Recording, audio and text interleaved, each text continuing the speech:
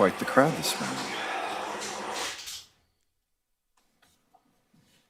All right, if you would all raise your right hand, listen carefully to the following oath.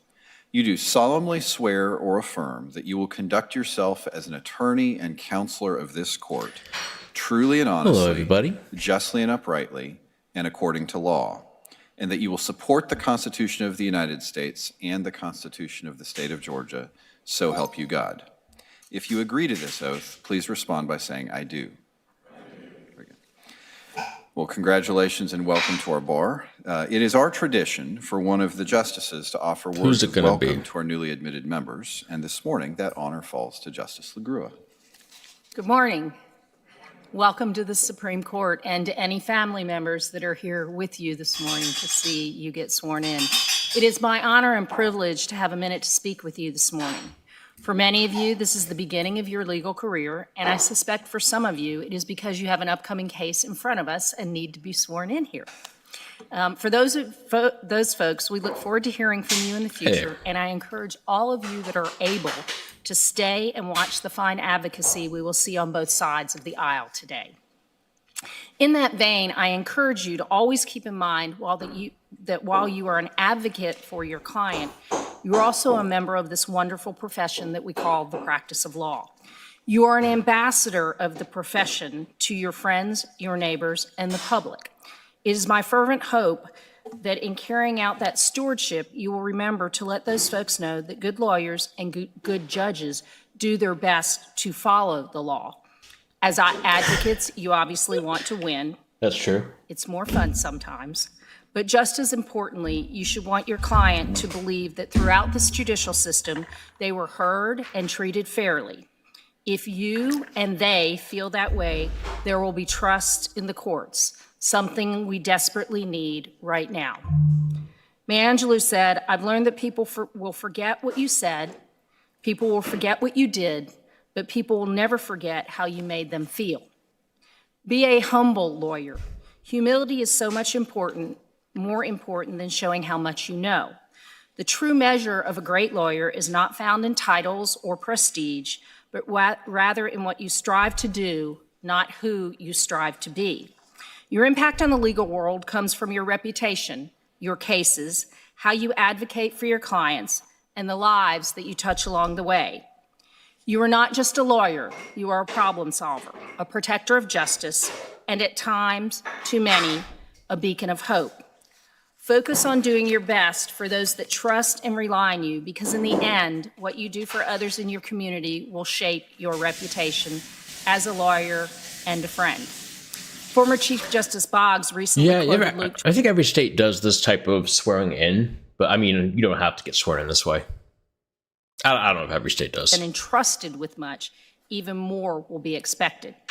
It is a great reminder that lawyers have a duty to use their abilities by channeling their education, skills, and knowledge to serve others, uphold justice, and act with professionalism and integrity. The motto of the Colony of Georgia is, and Justice Ellington, please correct me if I don't get this right, non sibi sed aliis. Close? Close. Meaning not for self, but for others, and reflects the same principles. Finally, just important to your effectiveness as a lawyer is how you live the rest of your life. Find happiness both at work and at home. I've always had at least two families. I've been lucky, a home family and a work family. My good friend, Judge Brian Rickman on the Court of Appeals, reminds me often and tells me I am lucky to have such a special tribe that surrounds me and holds me up. I wish that for all of you. As my colleague and dear friend, Justice John Ellington, always says, get a life outside the law. Pursue your interests, take care of yourselves, and spend time with loved ones, or I promise you will regret it. Luke Combs has a song called Most People Are Good. I encourage you to listen to all of the lyrics because they are impactful, but I want to cite to one. He sings about what's important in life. This one is, days go slow, but years go fast. For your younger folks, that won't make sense right now. But it is a fancy way of saying that life goes by far too quickly. Make the best of yours, enjoy it along the way. Welcome to this court. If any of us can ever help you in any way, we'd love to, and Godspeed to all of you. Congratulations. Thank you, Justice LaGrua. I hope you each take those wise words to heart. Now, if you would follow the direction of the deputy clerk to sign the roll of attorneys that all of the lawyers in the bar of this court have signed, and you will receive a certificate which, as former Chief Justice George Carley liked to say, is suitable for framing. Congratulations and best wishes to each of you. Okay, I will say that there's no rolls in California that's signed by every attorney. That's a new one to me. I personally got sworn in by a notary because that was the easiest way to do it. I probably could have done something a little more pomp and circumstance, but it is what it is.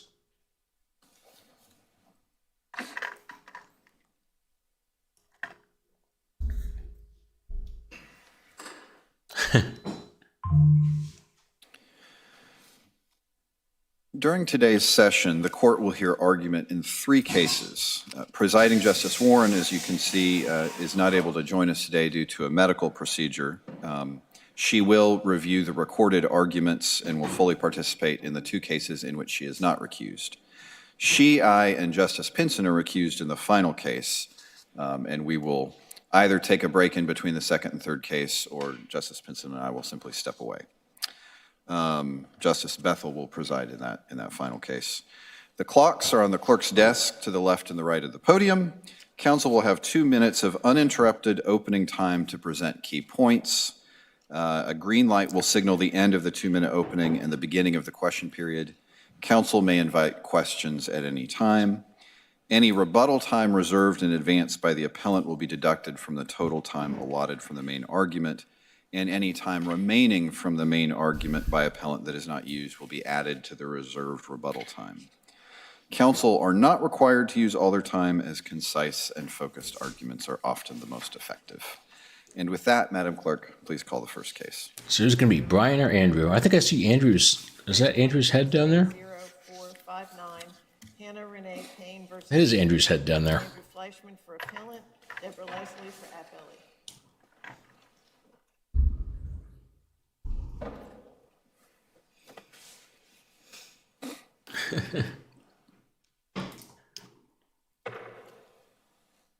There he is. So it's going to be Andrew.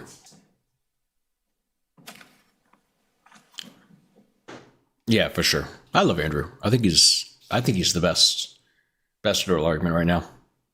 Yeah, he is. May it please the court, my He's name is Andrew helping me. Fleischman. I'm here on behalf of Hannah Payne, and please ask me questions at any time. Issue today is pretty straightforward. The lawyer in this case made two serious legal mistakes. He thought that neither citizen's arrest nor defense of others were available for legally incorrect reasons. Citizen's arrest because he thought it had been appealed, and that appeal was retroactive, and defense of others because he thought you could not act in defense of others if they were not someone you knew. The state does not dispute that he was mistaken about this. And under Hinton v. Alabama, the failure to research the basic point of law is almost, but not quite, deficient performance de facto. And this was not a minor error.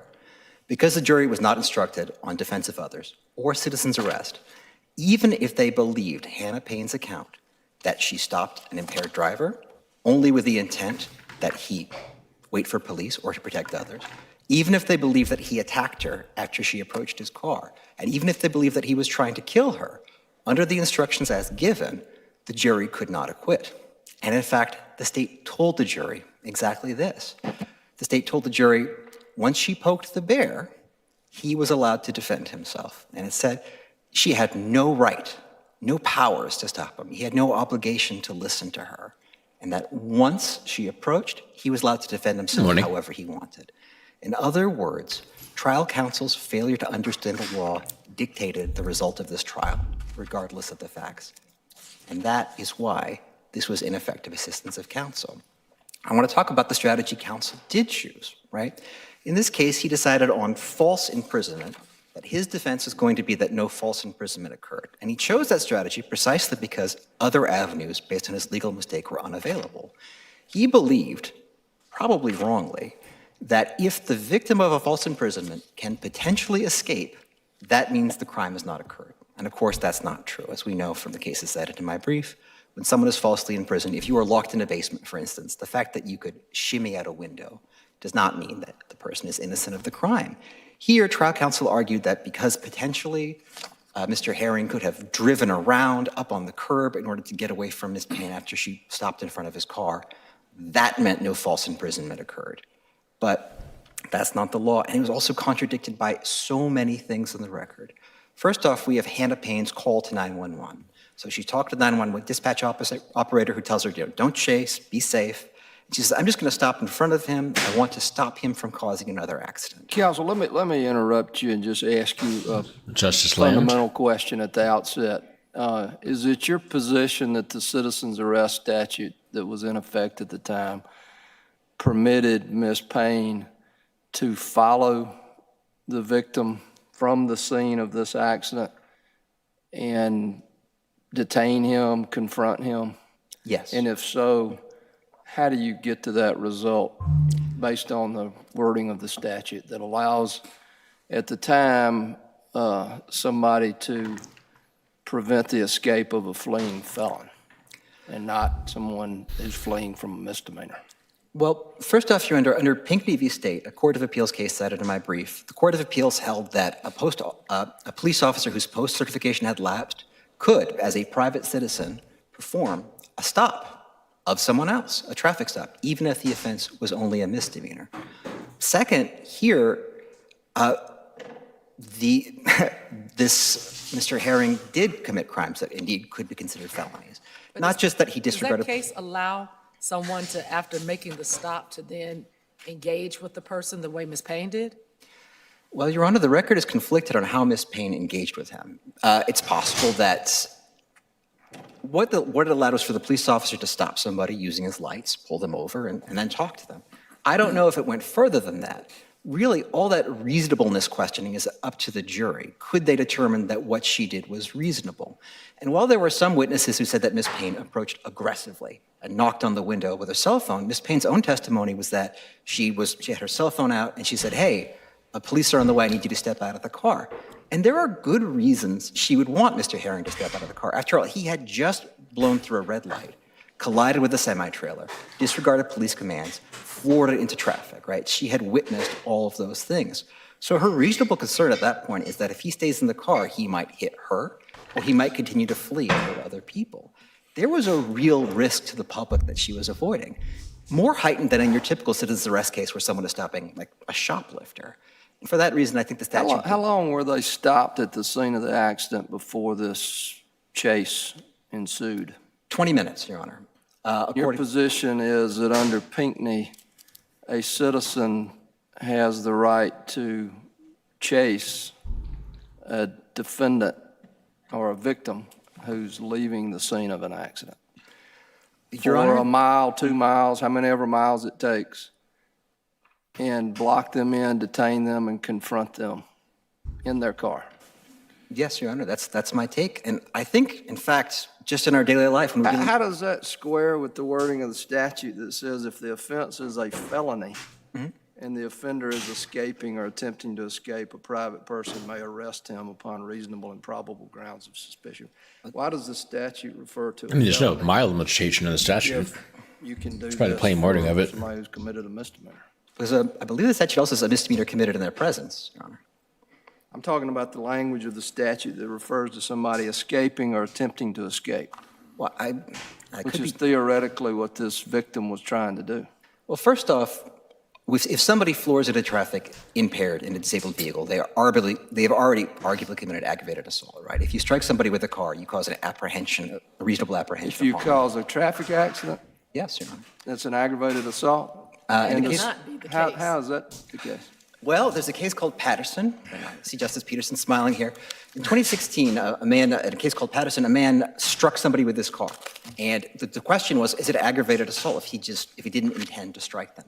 And this court held that even if you did not intend to strike someone with a car, that's still aggravated assault because you cause the apprehension of harm. And for some reason, apprehension of harm does not require intent in Georgia. So If I were to Interesting. leave this courthouse this afternoon and cause a fender bender and injure somebody, that's aggravated assault? No. It's a result I very much disagree with. And Justice Blackwell wrote a great dissent about how crazy that is. He was joined by, I believe, Justice Namias and maybe Justice Peterson. I was not on the court yet, but I would have joined it had I been on. Yes, so let's take that out of the equation because Well, you might think But that's that crazy, is, that but it is is the law. controlling law today. So I want to come back to the nature of your claim, which is an ineffective assistance claim. And you referenced that this attorney was simply unaware of the status of the law.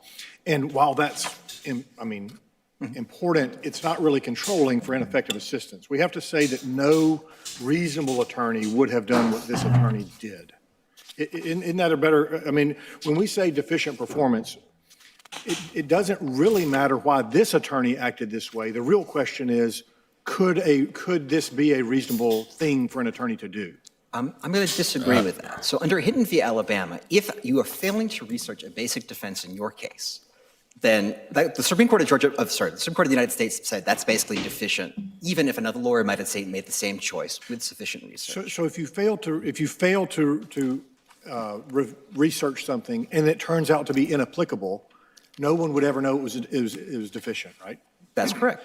So my question is, in light of the questioning from Justice Land and in light of this issue of, what did the old statute mean, explain to me why a reasonable attorney might say, I don't really want to litigate the question of whether this was a felony, whether, I don't want to litigate that. And so I'm not going to turn to it. And in some ways, I kind of want to prompt that into a conversation around why, is it one or the other or both? The defense of others component, which do you feel like is the larger departure from the standard in your perspective?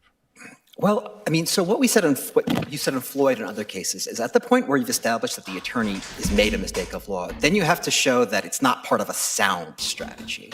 And here's why I don't think it was a sound strategy in this case. Hannah Payne told 911, so his defense that no false imprisonment occurred, she told 911 that she was stopping him and that was her intent. The witnesses all seemed to agree on it. Traffic was heavy, and the defense attorney chose was that he would have to drive up over the curb to get away, which the state points out to the jury, he's got no duty to do that. He's still falsely in prison, even if he's got sort of a crazy escape route.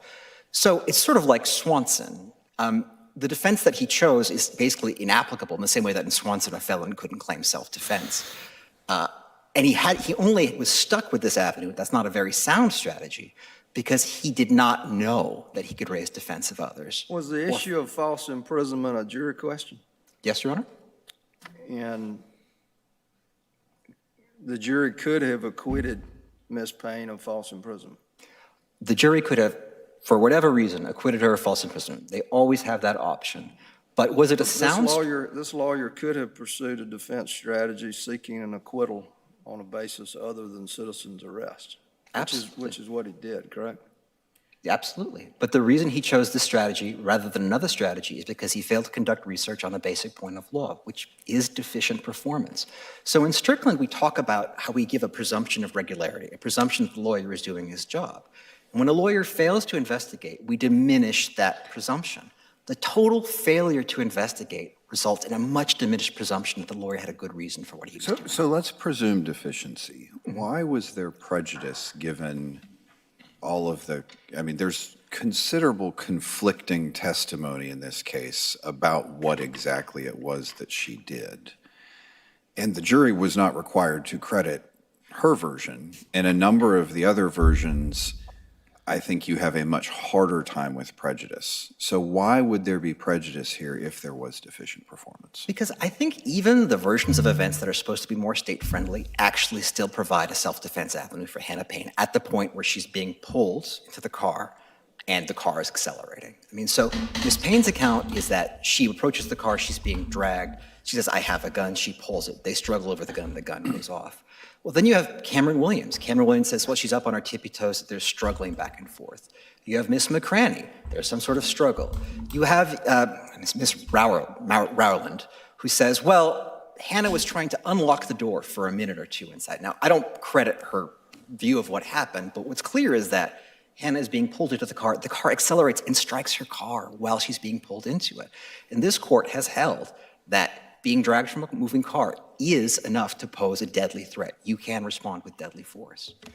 So, But the video from the bystander doesn't show that, right? I mean, we have the video and it's pretty clear. I mean, she's struggling with him perhaps, and then she steps back and shoots into the car and kills him. so I think that's how the state characterized it, but if you view that video carefully, what you'll see is the shot goes off. Once the shot is fired, she is released and she falls backwards. So to the extent that the state argues the video shows that version of events, I think it's simply mistaken, Your Honor. What happened here is that this man... Tell me how, the defense of others approach, tell me what counts you think the defense of others would have applied to. All of them? No, Your Honor. I think the defense of others really applies to the initial false imprisonment only. So trial counsel admits that can't be defense of self, which is the only justification claim he raised. But stopping an impaired driver, and even the initial officer thinks he's impaired, from driving on the roadway is the textbook example of defense of others. Now, that might mean, like the officer at the scene, you wish you had taken his car keys. It might mean that if your spouse gets really drunk, you don't move your car out of the garage so they can't get out. But that is a classic defense of others. And we would not say that taking a drunk driver's car keys at a bar is unlawful false imprisonment, because you are justified by that defense of others. I have some time left. If there's no questions, I'm going to sit down. Thank y'all. He said that funny. Yeah, defense of others seems to be the stronger, the argument they're more receptive to. Interesting.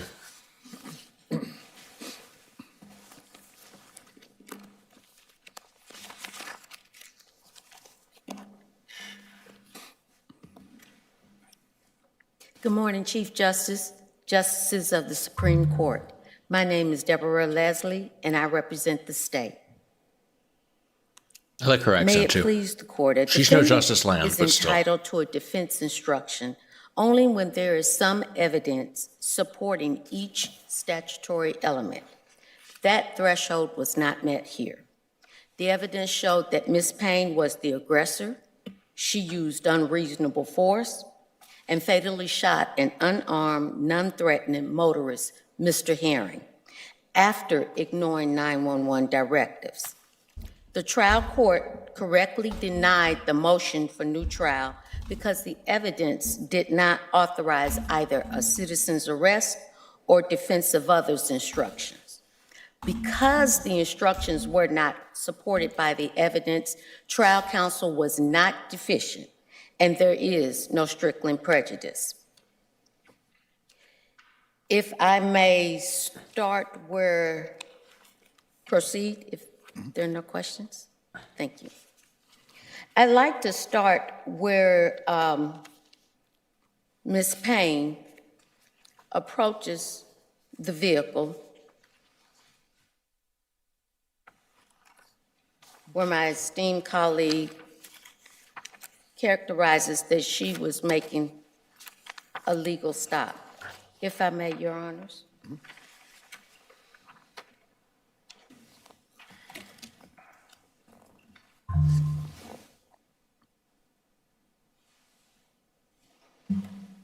Your Honors, these are States Exhibit 21 and 22. If the court would, the picture reflects, if the court shows that this is Mr. Herring's truck. This is Ms. Payne approaching the truck. In her right hand is a gun. This picture is right after, this is the steel frame that was also showed at the court to the jury, along with the video, which is States Exhibit 20, where Ms. Payne fatally shot Mr. Herring. This was captured by the video, the cell video that was taken, and that would I don't know how have been effective it's States going to be. They've already Exhibit viewed the 20. video based on Justice McMullen's question.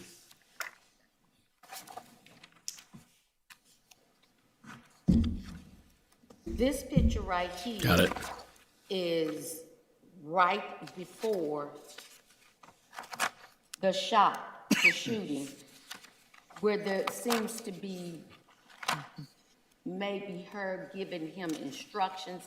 You can hear it on the video. I'd invite the court to, if you haven't already reviewed it, at least 2 or 3 times, if you would please review it again, we'd appreciate that. And she's not really arguing that Where she is commanding. defense counsel was right on the law, just that the evidence is overwhelming.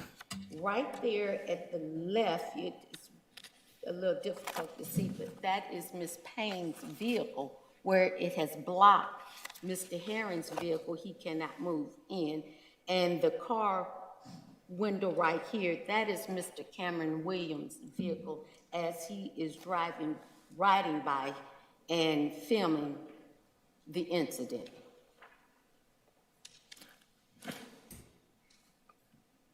As the court can see, this is not a lawful detention. This is unreasonable force.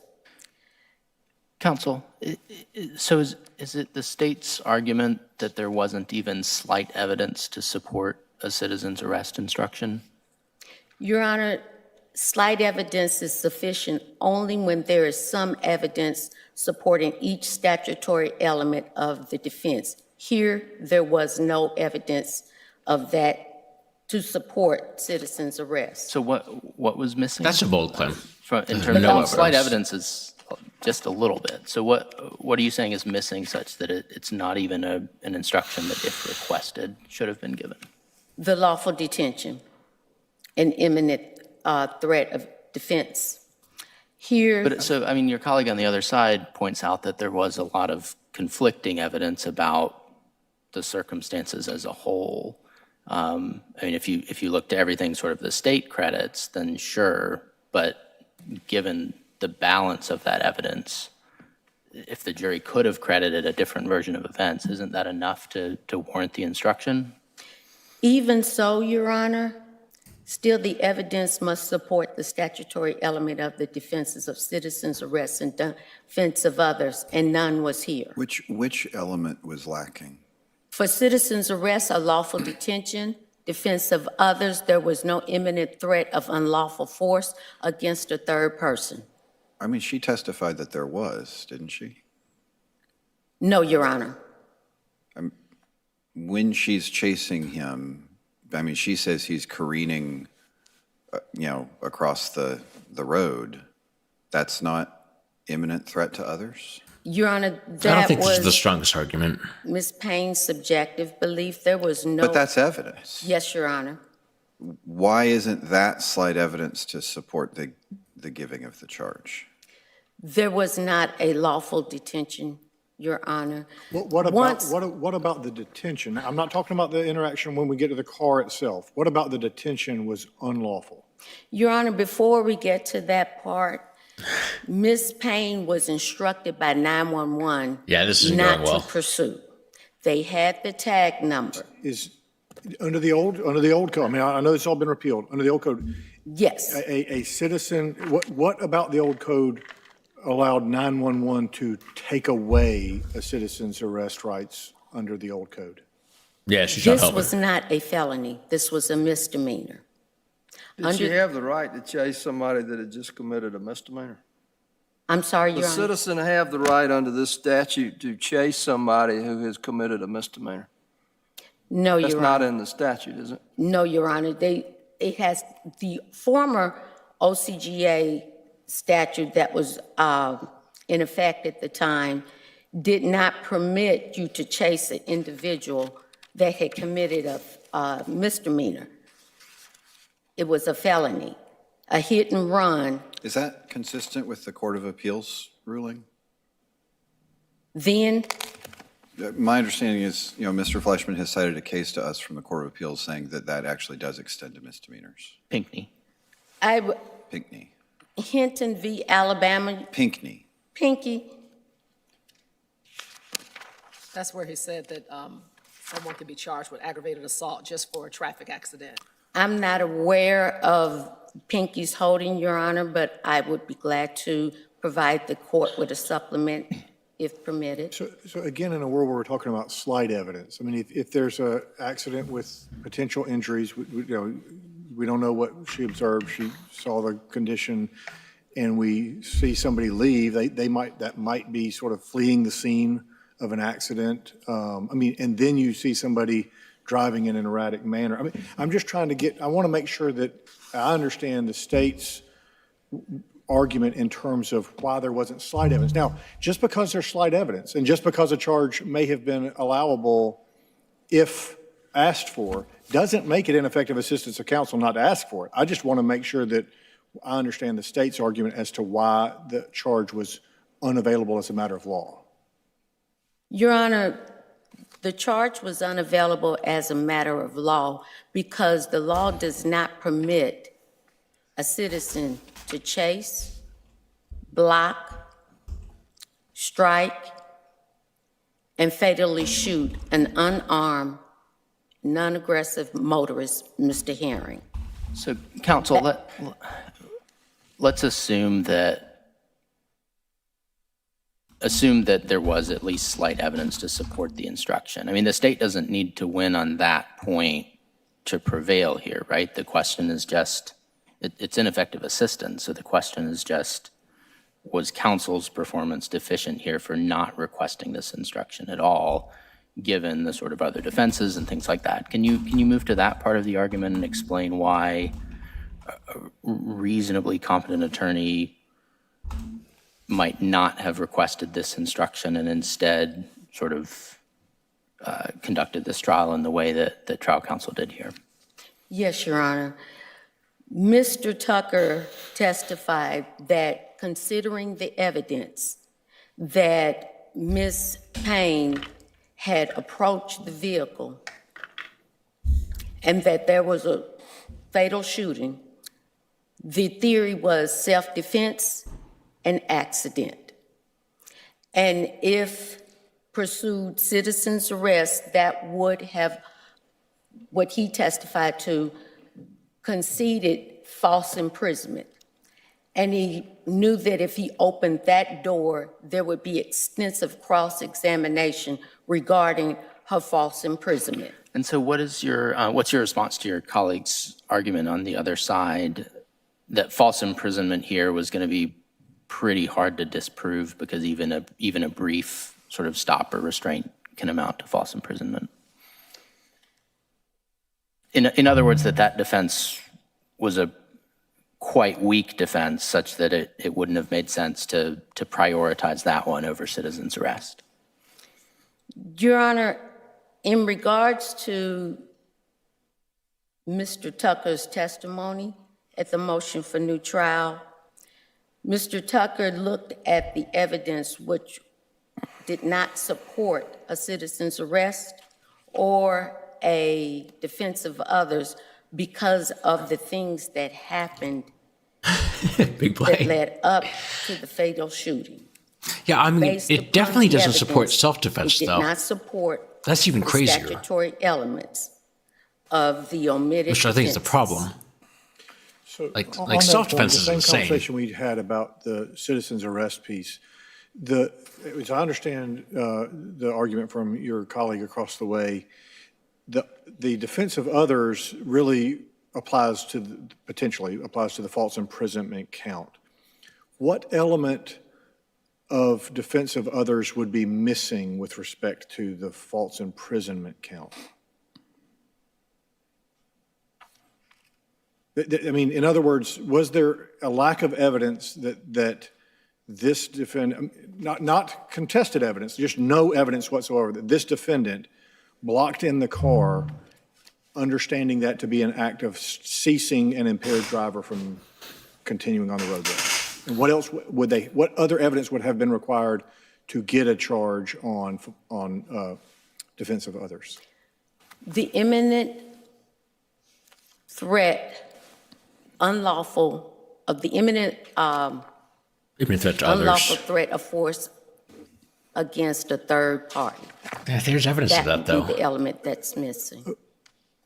Okay, so if a citizen, again, this is not the citizen's arrest part. If a citizen sees someone who is, blatantly intoxicated and pulls their car in behind their car, they're, leaving a restaurant, getting in the driver's, start turning their car, pulls it in behind. And they say, the reason I blocked their car in, and they're charged with false imprisonment, the reason I blocked their car in was to keep them from driving out on the road and killing themselves or someone else. They would not be entitled to a defense of others charge? Respectfully, given those circumstances, those factual, maybe so, Your Honor, but here, there was the statutory element here that is missing is the threat, the imminent threat of unlawful force against another. I don't think this is a good That was argument. not present here. Well, but the imminent, go ahead. He didn't do anything wrong. He was having How far away diabetic was the stop episode, from the traffic but he was still putting others in danger. You know?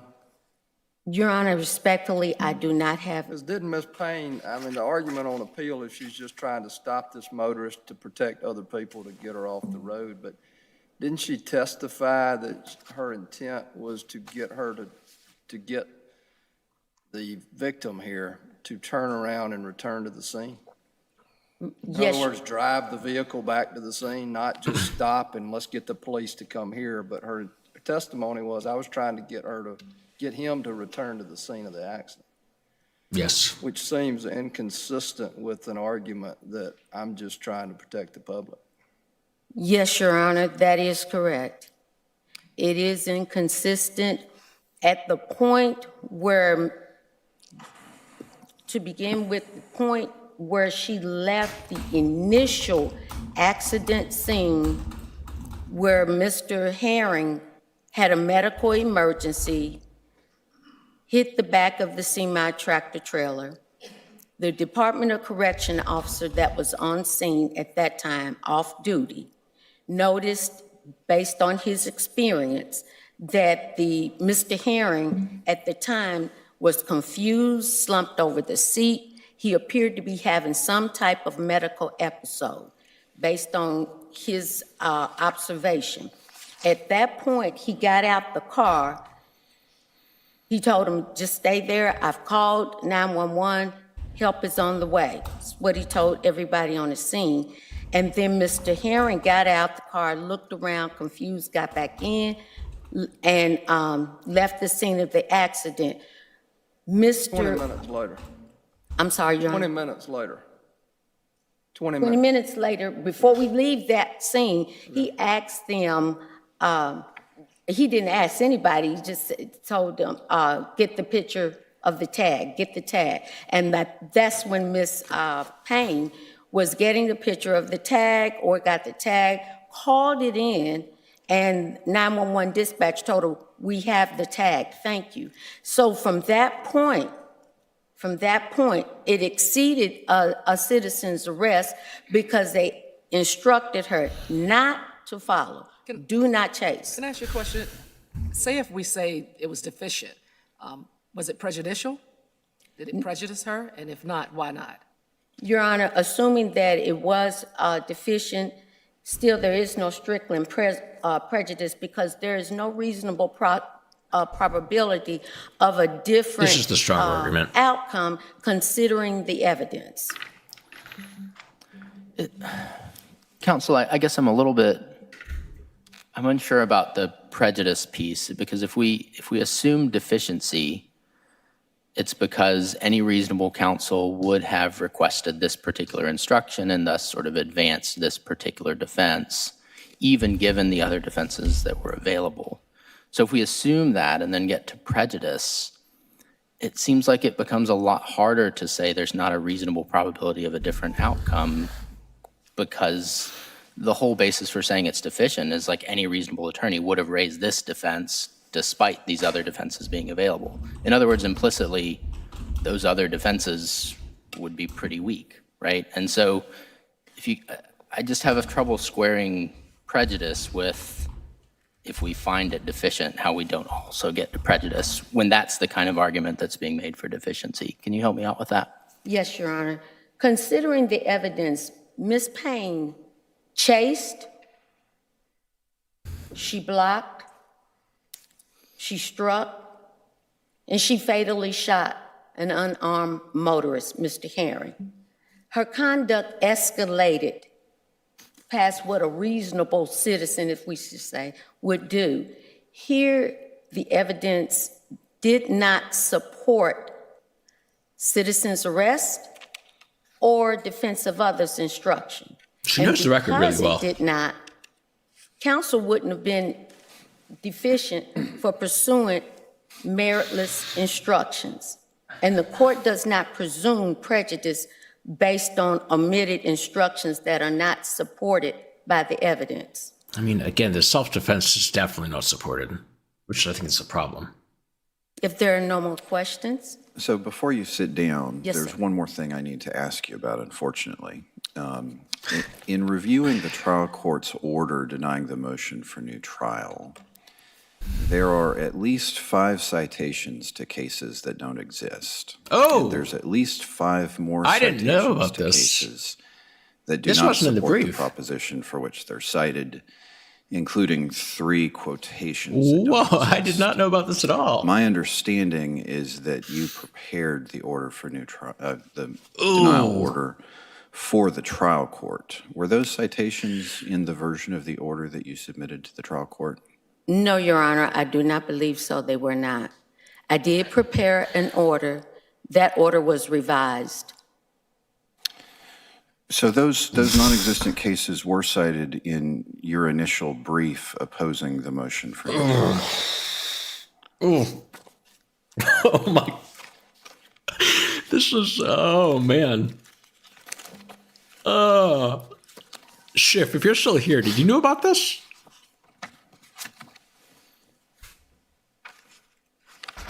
Your Honor, I'm not aware of that, but I would be glad to research that Oof. and provide the court with a supplement. Okay, we'll get a briefing order out directing what you need to supplement with. Okay, thank you. Thank you. Mr. Fleischman, you have some rebuttal time left. Not that it matters, but ever since I was a little girl, I always wanted to be a police officer. That's how the prosecutor began their Yeah, closing argument. that was bad. They were quoting Hannah. And on this day, she got her chance. Okay? So when the state says there's no evidence of citizen's arrest at all, they have to confront the fact that in closing, it was the first thing the prosecutor told the jury about. It was the most significant factor of this case because anybody looking at it, as the prosecutor did, would see that that was the central issue. And there was a lot of evidence to support it. I know we say the state says there's no prejudice, but Hannah Payne's account is that when she approached the car, she was grabbed in, she was dragged, she was punched, and she was scratched. And the physical evidence corroborates her account exactly. She had a black eye and scratches on her neck and a torn shirt. And none of that is consistent with an account in which Mr. Herring is not defending himself at all. And even this picture shown here, Mr. Williams took that picture. He took that video, but only after the altercation had been going for a while, when Miss Payne was trying to get her hands free. So there is physical evidence that corroborates her account. And the state's witnesses were so at odds with each other and their previous statements that the prosecutor told the jury, well, this is not a memory contest. Why? Because so often the accounts the state gave were inconsistent with earlier police reports. For instance, Ms. McCraney testified at trial that Ms. Payne only took the gun out after the car started accelerating. Her count in the police report was totally different. The account of Officer Robinson on the day of the incident was that this driver was impaired. At trial, he said maybe he was having a diabetic episode. So we can sort of see how these accounts change and why a jury might credit Ms. Payne's account over the accounts of some of the other witnesses, especially since so many witnesses corroborated the central claim. There was a struggle in the car and she was trying to get away. So that is your prejudice. I want to briefly address the citations issue. I'm sorry I didn't catch it. I sometimes don't read all the cases cited in my opponent's brief, and this is an instance where I didn't do that. I regret that I did not bring this to the court's attention. I am sorry about it. This is a case where trial counsel really didn't research the law, didn't think about it. And Mr. Fleischman, can I ask about that point, and particularly Hinton, which you're obviously right to cite. It has really good language for you that says an attorney's ignorance of a point of law fundamental to his case, combined with failure to perform research, is quintessential unreasonable performance. But then we have cases, Floyd and some other cases, that say, well, counsel's decisions based on a misunderstanding of the applicable law are not per se deficient. The defendant essentially carries the burden by showing that it can be considered sound trial strategy, what sound means, and whether that's different from no reasonable attorney, I don't know. I guess my question is, are those decisions wrong or in conflict or in tension with Hinton, or is it only an objective analysis? Like, to what extent does the subjective wrongness of the attorney's decision carry the day for deficiency? Interesting question. I do think those decisions are wrong. I think they are in conflict with Hinton. But if we want to bring them closer in line to Hinton, then sound strategy has to be something like a good strategy, a strategy a smart lawyer would have picked after looking carefully at the facts. And here, as I've discussed, saying that no false imprisonment occurred at all is not a sound strategy. It conflicts with what Ms. Payne told police, and it conflicts with every eyewitness, it conflicts with that picture. This truck couldn't move. And defense theory's idea that if you could take heroic measures to escape, it's not a false imprisonment, was just another example of how he failed that's to insane. the law in this case. So I guess your view of our case, I mean, you say those are wrong, which they might be. I'm not sort of getting into that point. But in your view, to square it with Hinton, if trial counsel stumbles into a smart strategy, that's not deficient. But if they stumble into a not unreasonable strategy, it is, I guess. Let's imagine the false imprisonment never occurred defense was really strong, really good. Like, I don't know, she detains him for half a second and he moves around and he goes on about his business. Well then, okay, the lawyer didn't think of citizen's arrest, but a smart lawyer might have very well picked the same strategy after thinking about it. The issue in this case is that the defense he chose was so much weaker than citizen's arrest or defense of others in explaining this conduct that it's not a sound strategy under Floyd and Swanson. It's a lot like Swanson, right? So in that case, the lawyer doesn't raise defense of habitation, which doesn't care if you're committing a felony, because he doesn't think of it, and instead goes with self-defense, which really can't work under the facts of the case if the jury finds that his client is a felon. And for that reason, y'all said not a sound strategy. I think that's what we look at here. So Ms. Payne is a credible witness. The state addresses her as a credible witness, says, oh, she came in here with her testimony all polished. That's not how they describe it. I think there is a sincere worry on their part the jury will believe her. And when the state says there's no evidence of citizen's arrest at all, how can they say that when they made it the first thing they addressed in closing? It's just hard to get past for me. I just don't think they really mean it. Ultimately, ineffective assistance of counsel claims are about whether we can have confidence in this verdict. The state told the jury repeatedly that even if they believed Hannah, they still had to convict. And I believe the jury very well might have believed her. They convicted anyway. Under the right law, they would not have. We cannot have confidence in this verdict, and I respectfully request a new trial. Thank you. I could see a new trial. We will Like Big Play Bray said, do our best to get a it seems decision like the facts are for y'all tough within the time required by law. on a retrial. But I mean, I don't think there's any getting around it. That trial counsel messed up. I mean, it just wasn't self-defense. Faiza Shabazz for appellee, Richard Armand for appellant.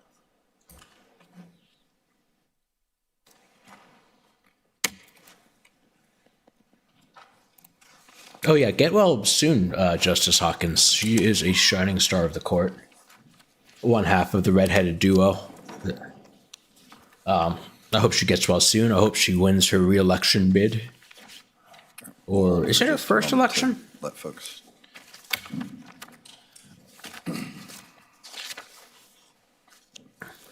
Did they ask her lawyer about the case he put on to get insight? Oh, yeah, they did. They asked the old lawyer at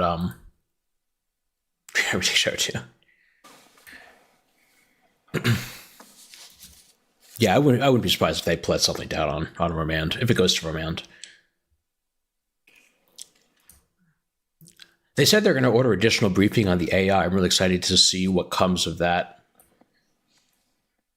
I'm going to have to see if I can get my hands on that brief. Counsel, you may proceed when ready. This case is May it really please the interesting, too. court. To answer the question presented by the court, is an indictment alleging the crime of aggravated stalking fatally defective if it fails to allege that the place or places where the defendant is alleged to have stalked the victim is not the residence of the defendant? I would submit the answer is yes. Pursuant to this court's case law in Jackson versus the state, 301 Georgia 137, 2017 case, An indictment is fatally defective, as we all know, if it fails to recite the language of the statute setting forth each element, which was not done here, as the word place or the word places was omitted from the indictment. Or 2, avers facts sufficient to satisfy each element, which the indictment here also failed to do. I would submit that this is about a legal term of art, that being place, which has a specific meaning under the law, which has to be incorporated into any reading of the word place in the enacting clause of the statute that criminalizes stalking or aggravated stalking. I would submit that it would have been sufficient in this case if the state had simply indicted the case saying place and not even including an address. And the address might have been a special demurrer issue, but for the general demurrer consideration, by omitting the word place, they simply failed to allege each element of the crime of stalking that had occurred at a place.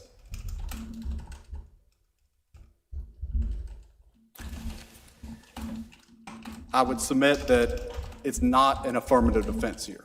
It is an element of the crime. Place is the element, but it has a legal meaning which has to be alleged to satisfy charging the crime of stalking. Yeah, I'm not convinced. I feel like it might be more of an affirmative defense. I cited in my brief the United States versus Cook, in that it remains good law as acknowledged by the United States Supreme Court in Cunningham versus Cornell University, when an exception is so incorporated with the definition of the crime that the elements cannot be accurately and clearly described without it, then it is an element. Counsel, so we're getting into this question about whether something is an affirmative defense or an element of the offense. What relevance is Cook to that question, which I would think is a question of state law? I would submit that it's a due process requirement of proper pleading to put a person on notice and fully charge the crime. How we read elements of a state statute is a federal question? I would consider it a federal due process minimum, but we have our own rules of statutory interpretation which are extremely pertinent to the consideration of this case. So putting that aside, I guess cutting through to the ultimate question, what is your view of the test? Where is the line between an essential element and an affirmative defense? It doesn't seem all that clear to me based on the precedent cited by either side. It does seem to be a question that has conflicting case law both federally and in state law. This I would is even submit more that in interesting than this expected. particular case, because place is a legal term of art, and we have code section 1-3-2 that requires that we apply the legal meaning of place in reading this statute, that as a matter of Georgia statutory interpretation, when you read the word place in the stalking statute, Your Honor, you have to give the full meaning of the word place when reading that. So I mean, that's true of any question of statutory construction, but what makes place or places, the fact that you have to commit this particular conduct at or about a place or places defined in this other statute as an element rather than an affirmative defense? What's the rule we're applying? I would submit that here, when we look at it, place is definitely an element. Place, just the word place is an element. So but why? I mean, what standard are you applying to? I mean, I probably agree with you, but it's hard to know other than intuiting the fact that it's directly in the statute. And maybe that's the answer, but is there a test or a standard that you're applying, or is it just the answer. Feeling? I would submit that because it is in the plain black letter law of the enacting clause of the statute, that contact has to occur at or about a place. Okay, but the piece That's that the matters simplest to you, answer. though, is actually defined in a whole different statute. Does that change the analysis? It's still I would submit that it does not change the analysis. I would say Still incorporated in the it's statute. in the same subsection of the Yeah, stalking statute, exactly. where it further defines the terms that they mean. One case I would cite to show that it is an element that has to be proved by the state beyond a reasonable doubt rather than a matter of defense, I would analogize to the term harassing and intimidating in the statute. I think it's sufficient if in indicting a case, the state alleges that the conduct was harassing and intimidating without going through all the language of what that means as specifically defined there. But this court in Burke versus the state, that's B-U-R-K-E versus the state, 287 Georgia 377. That's a 2010 case. It analyzes harassing and intimidating, and the entire definition of harassing and intimidating, meaning knowing and willful course of conduct directed at a specific person, and it goes on with all sorts of requirements to prove harassing and intimidating. And it's essentially the case that established there has to be a pattern of that type of behavior to prove harassing and intimidating. But the entire analysis of that case is that harassing and intimidating, it is an element, and those requirements as defined by harassing and intimidating must be proved by the state as a matter of proving the And so case. that, I mean, that's the conclusion of that case. I guess I'm still wondering, in a closer case where you're not sure if it's an element or a defense, what question do you ask to figure out which it is? That's the thing that I guess I'm still not hearing. Going back to Cook and where it's placed in the statute, I would submit that that's not determinative of whether it's a matter that has to be pled by the state or a matter of defense that has to be asserted at trial by the defendant. Why isn't it that the charge itself wasn't sufficient to put him on notice? And then, of course, you have to read the statute to figure out everything else that's involved. So why isn't it enough that he was on notice? I would submit that it's not enough because place was omitted, which means in the protection that my client had, Mr. Walker, of his case having to be presented to a grand jury. Because that was omitted, we do not know if the element of place as defined in the statute, if the requirements of place were ever presented to the grand jury. And it goes down to the grand jury has to have probable cause presented to them to indict. And because place was omitted from the indictment and simply an address was used, our case law indicates consistently that if a person can admit to what is alleged in an indictment and still be innocent, then a general demurrer should be sustained. Well, I mean, I think that's Justice Colvin's question, is in this indictment, the indictment does in fact list an address, which we know to be not the defendant's address. And so why is that not enough to satisfy, assuming it's an element, why is that not enough to satisfy the general demurrer standard? I would submit that it has more specificity than is needed to overcome general demurrer, but it fails in meeting the requirements of what is defined as place. Because a person, when the address that is used, if that is that person's residence, or under Georgia law, a person can have multiple residences. If that is their residence, they can admit to what is alleged here because place was omitted. So it's not your position, I assume, that your client didn't know whether that address was his address, right? I would say that's not my position. You're correct, Your Honor. Yeah.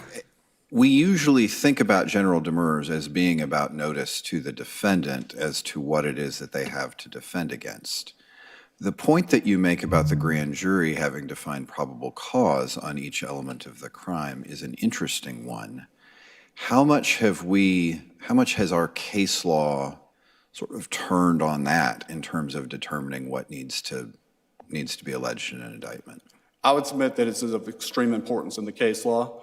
The Jackson case that I cite in my brief, Jackson versus State, 301 Georgia 137, 2017, it comments on that to ensure that the grand jury had probable cause to return an indictment, each element must be pleaded in the indictment, either through tracking the statutory language, which if they simply said place here, I don't think this case would even be before the court, or facts that. Would it really be sufficient just to say place? No, you'd have to say the defendant's. Because the statute goes on to say, for purposes of this article, place means something that is materially different from the ordinary usage of the word place.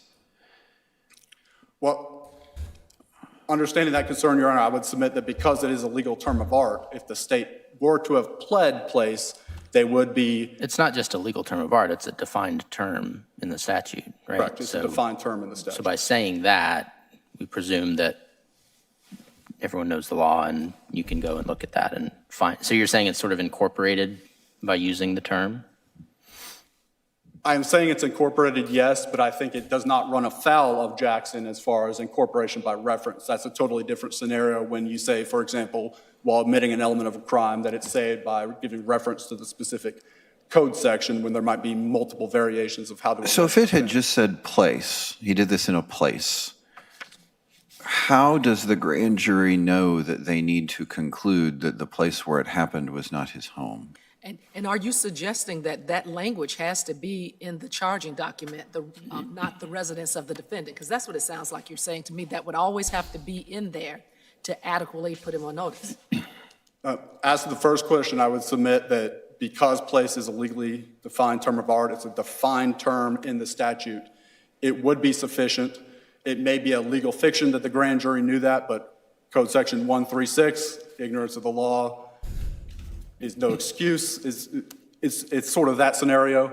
But I would also say that if you allege place, I would submit that you don't have to allege a place other than the residence of the defendant. By alleging place, you have satisfied that legal definition. Because under this code section, the residence of the defendant can't be the place, can't be a place. Correct. As defined. And if you have not alleged place, a person can admit to the indictment as charged here and still be innocent of the crime if it occurred at his residence. So you would not be arguing that the defendant was not on sufficient notice if this indictment just said place in it, had no other information about where that place was? That would have been, for purpose of this, yes, Your Honor. It might have been right. I agree with you, Your Honor. That would be a special demurrer issue if I need more notice as to what specific place it occurred at. So it does seem to me that a fair bit of our general demurrer case law in requiring the elements, like we typically think of general demurrers as being, ensuring that defendants are on notice for what they're defending against.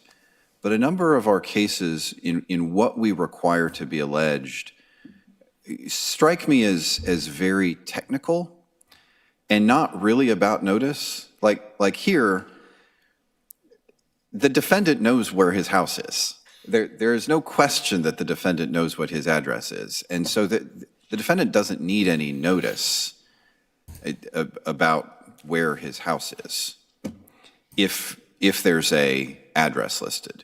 It may be that our general demurrer case law still requires that allegation that it wasn't his residence. But if it requires that, it requires it for a reason other than ensuring the defendant was properly on notice for things, right? I would agree with that, yes, Your Honor. Is the case law that has sort of departed from the notice idea, is that just wrong? Or is the general demurrer requirement for pleading all of the elements fully serving purposes other than notice to the defendant? I would agree that it Yeah, I serves think the it purpose of serves providing the notice to jury. the defendant, but it's also in an offense that has to be indicted by a grand jury. It's that protection that we know, because it was pled properly, that the grand jury properly returned a true bill of the indictment. Let's go back to the answer you gave to Justice LaGrua. If the indictment had said place, and you suggested that that might be a special demurrer scenario, so you filed your special demurrer, and the state came back and said, at this address, and took out place, would the superseding indictment now be subject to a general demurrer because instead of saying generic place, they identified a specific location? I would say yes, Your Honor. So they have to say place and the address. They have to say place to overcome general demurrer or allege facts that meet the definition of place. But if they don't have an address, it would be. So isn't the allegation of a specific street address sufficient for the state to have said, we are alleging this to be the place, and under the code section, that's what I'm obligated to do. If it's a residence, then I'm wrong. In the same way that we don't require them to charge that it was a knowing and willful course of conduct directed at a specific person which causes emotional distress, even though that's the way harassing and intimidating in the same paragraph is defined, we just say, you got to be on notice, this is what we're charging you with. I would submit it still comes back to the grand jury having probable cause to indict. Another case that comments on that is Smith versus Hardrick, 266 Georgia 54. It's a 1995 case of this court. But I would submit that you have to meet the elements for general demurrer. The specificity is a different issue for special demurrer. Right, and I wonder if some of our case law has conflated the general and special demurrers, at least with respect to the notice piece, which to me seems to be more directed at the special demurrer. The general demurrer is about alleging the essential elements of the offense. And if one of the essential elements is it has to be at or about a place or places, which is a defined term, that has to be in the indictment. I guess the question is alleging a specific address, which a defendant knows in their head to be, not the defendant's residence, is that enough or not? That's the piece that I think an answer to would be helpful. Why is that not, why is the specific address not enough? Yes, sir. Thank you.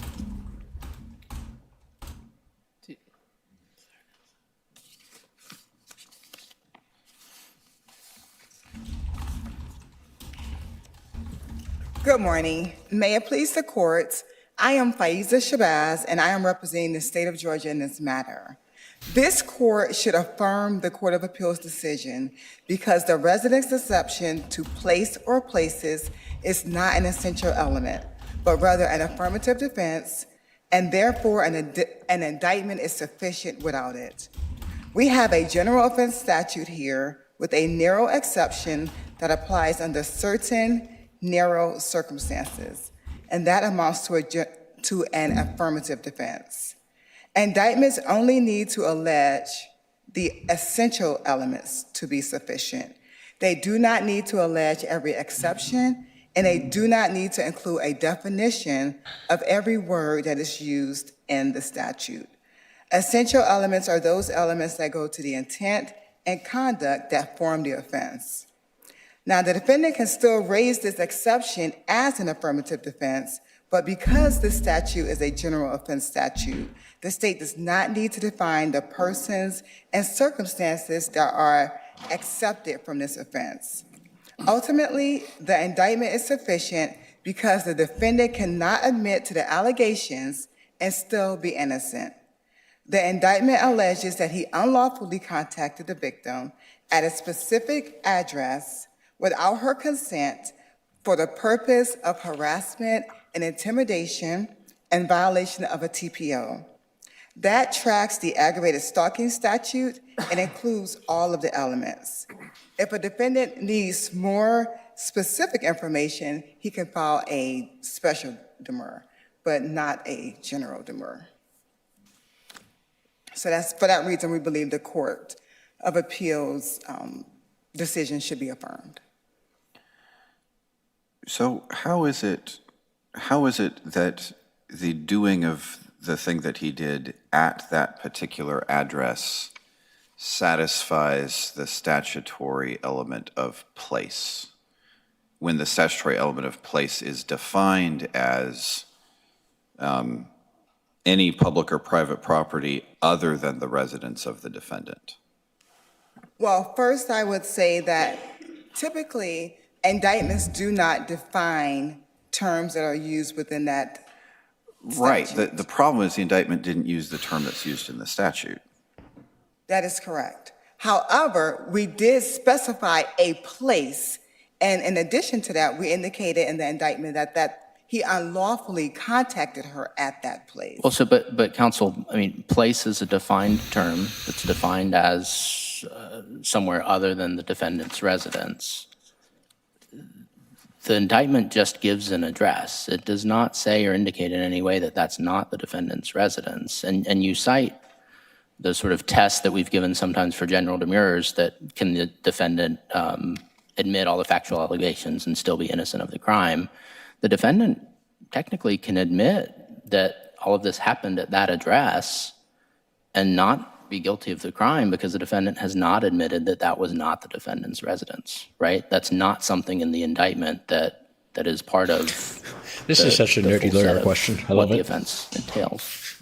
Well, because we indicated that he unlawfully contacted her at that address, and had that in fact been his address, it would not have been an unlawful contact. I believe that he cannot admit Something all can the be unlawful allegations. contact for reasons other than it not being his address, right? I mean, that doesn't necessarily mean you can't read that as anything other than not his address. We can read it, I believe that we can read it as an exception not applying. Well, so you call it an exception, which is begging the question. The whole question here is place or places an element. I asked your colleague on the other side, what's the test? How do you determine whether something is an essential element or an affirmative defense or an exception? Well, I believe that the test is if the statute is a general offense, if there are certain classes of people. What or classes certain- of people are not, how is this not under that definition, a general defense, offense? So this is a general offense, right? And there are certain circumstances under which the exception applies. That's using the conclusion to state your answer. I mean, arguably the definition is just the definition of place or places. It's not an exception. Place or places equals anywhere other than, so you're saying this is an exception because it's an exception, is what I'm hearing. So how do you get there without using that language? I'm really saying that it's an exception. Well, it is an exception. You're right, I'm using that word twice. What I'm saying is that it's an affirmative defense because it is an exception. But those to are, I a mean, I think those are general just the offense. same, again, that seems like it's just begging the question. Like, why is this an exception and not just the definition of the element that you need to prove? Well, because the elements that we need to prove go to the intent and the conduct. Place or places, I mean, place or places is a limitation. It is a separate condition of the offense, right? Not every statute includes the word at or about a place or places, right? So it's a separate piece of that statute, right in the statute itself, that says the conduct has to be at or about a place or places. Why isn't that an element of the offense? Well, because if you were to take out place or places, you would do no harm to that statute. You would. It's a defined term that cuts out of that the defendant's residence. So it would be a different statute. But the conduct that is That's fine. prohibited Neither side still hasn't answered this question. I don't know if there is an answer. contacting a person at a place, or at any place, because place or places is defined as any place, public or private, not being the defendant's residence. Right. So really, place or places is anywhere, just not the defendant's residence. So for Right. that reason, that's why I read it as an exception. This is a general offense statute, meaning that it is unlawful for anyone to contact a person for the purpose of being harassing and intimidating without the consent of that person in violation of a TPO. Let me ask you a question that counsel brought up that I had not thought about, that the chief mentioned. You know, talked about grand jury. And so how can we know? Yeah, I just don't think there's an that answer to the question. grand It's really jury interesting. actually considered the fact that this address is not the residence of the defendant? And even though I follow your argument, that is troubling to me, because at some point that has to come out, right? To effectively charge him so they can know that this address is not his residence. So if we don't know that the grand jury considered that, I think this is how the do best we know point. that that became an important factor, that it is, because it's in the actual statute? So how do you get around that argument? I would go back to the fact that the indictment alleges that it was an unlawful contact. And then also I would point out that there are other code sections in which we do not define the terms for the grand jury. For example, in the RICO code section, we do not define a pattern of racketeering activity. Yes, you do. And the theft by taking indictments, we do not define the property of another, which has that spousal exception as far as concerned. Well, and doesn't the 16-15- indictment incorporate or the protective order 16-14-3 as well as the defines that. address and indicate that it's not his residence and he can't be there? That would have had to be testified to the grand jury for them to return a bill on count 5? That is correct. Counsel, what is your best case for the argument you're making that unlawful kind of just saves your case? I mean, the way I hear your argument, the state can always just say, the defendant unlawfully did X. and that 16-14-3 saves whether 4A. the state allege the elements or the facts? I mean, what's your best case that eliminates the rule that we require the state to allege the elements? Well, I would say under Kaufman, which is a Court of Appeals case, it does, it's citing a Supreme Court case, but it says that the law does not require the expression of a charge contained in an indictment in the verbatim language of the statute.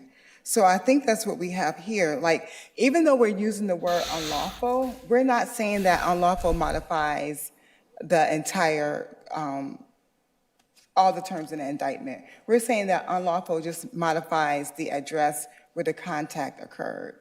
And going back to Kaufman, I mean, I know the Court of Appeals said what it said, but in that case, neither the address nor the term place was alleged in the indictment, and the Court of Appeals said that was okay. I mean, how does that square with all of our general demurrer case law saying that you have to allege the elements or at least facts supporting the elements? Well, the Court of Appeals just did not feel that place or places was in fact an element, was in fact an essential element. And possibly because it doesn't. They may have been wrong. Yes. So what from our case law supports the idea that unlawfully can do this? And what was that Supreme Court case you said that it cited? I do not have that cite, but I can file a supplement with that cite. Well, I would say that if you look at I think this supports my position. If you look at the Lozana v. State case, 287 Georgia, 184, in that case, the indictment did not use the phrase which when used offensively in describing a weapon and an aggravated assault, but instead used language that described how they were used as deadly weapons. Sure, alleging facts as opposed to facts that supported the element, even if they didn't use the language of the element, right? Correct. Right. But I think there's a difference between alleging facts that themselves sort of constitute the element and using the word unlawfully. My understanding of the federal precedent is that, at least the federal precedent for assessing indictments, is that unlawfully can obviate the need to plead around exceptions, but it can't substitute for an essential element, which then brings us back to sort of the question that Justice Pinson was raising about where's the line between this being an exception versus it being an essential element?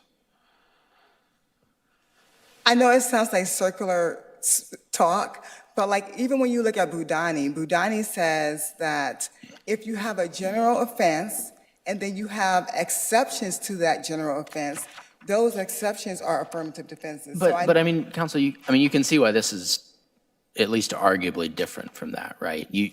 Rather than having a complete offense listed and then somewhere else you have an exception, we have the offense here that includes you did the conduct at or about a place or places, and then that term is just defined in the same statute. Like that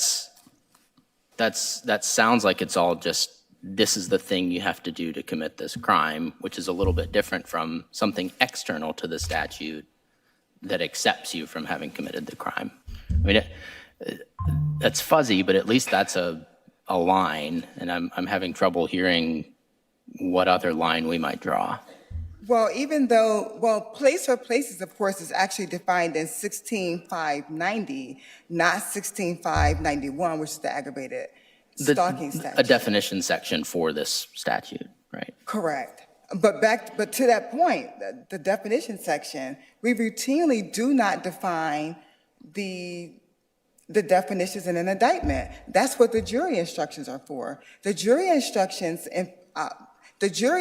define that it cannot occur at the defendant's residence, just as the jury instructions do for property of another and the terms in the RICO statute. I get that, and I think that's a fair point. I guess one response would be place or places without sort of a definition that says what that means is sort of useless. Like at or about a place or places, I don't know what that means without some sort of definition to tell me that that's something other than Yeah, I think everything does occur at a place. Right. It's a weird phrase to include in a statute.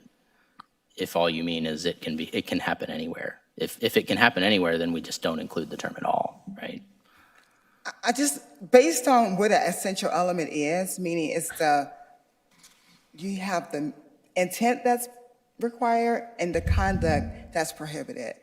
And if you take out Well, place but or places. there are also offenses that definitely have essential elements, being the particular location where it's committed, right?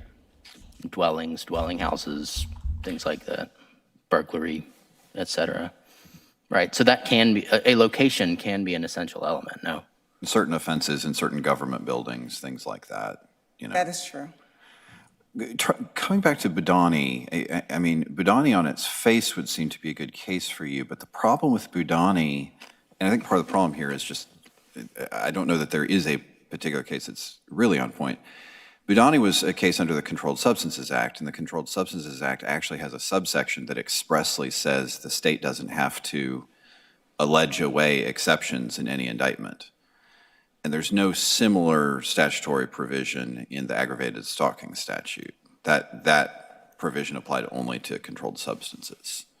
But even before reaching 161350 in that Boudani decision, the court underwent a total analysis under this general statute and exceptions concept. You say exceptions. Your argument is that it's an affirmative defense. Correct. And so in the same way that for basically all other crimes, you don't have to allege that the affirmative defense didn't apply in an indictment. You just allege the offense. I mean, we're sort of, what we're hung up on is it or is it not an element of the offense that the place isn't the defendant's residence? Or does it just simply have to be, I've alleged that it's a place. If it's the defendant's residence, then I have failed to carry my burden. And that's your affirmative defense argument, yes? That is correct. So when you allege a physical address, your position, the state's position is, when I allege a physical address, I am alleging that is the place, or if I allege multiple physical addresses, places where this offense happened. And that's all I have to allege. And if I'm wrong, if it turns out the evidence that comes in at trial doesn't support that that's not the defendant's residence, then I just failed to carry my burden. Is that a fair assessment? Yes, it provides notice of what the defendant needs to defend against. He needs to defend against this place. Counsel, again, I wonder whether the notice piece is more a special demurrer problem than the general demurrer one, but even kind of setting that aside, I'm not sure how alleging an address is alleging a place if place is defined by statute to include everywhere except for the defendant's residence, right? It's alleging a location, but I guess I'm still having trouble with how do you just cut out part of the definition and say everything else here is elements, but that's an exception. Because even if you cut that out, the conduct is still prescribed. Like you still cannot, you still have the total offense that forbids you from stalking or committing the offense of Except that you can do that thing at your own residence, right? It's not a violation of aggravated stalking if it happens at your residence. When the victim is present. Right. That is correct.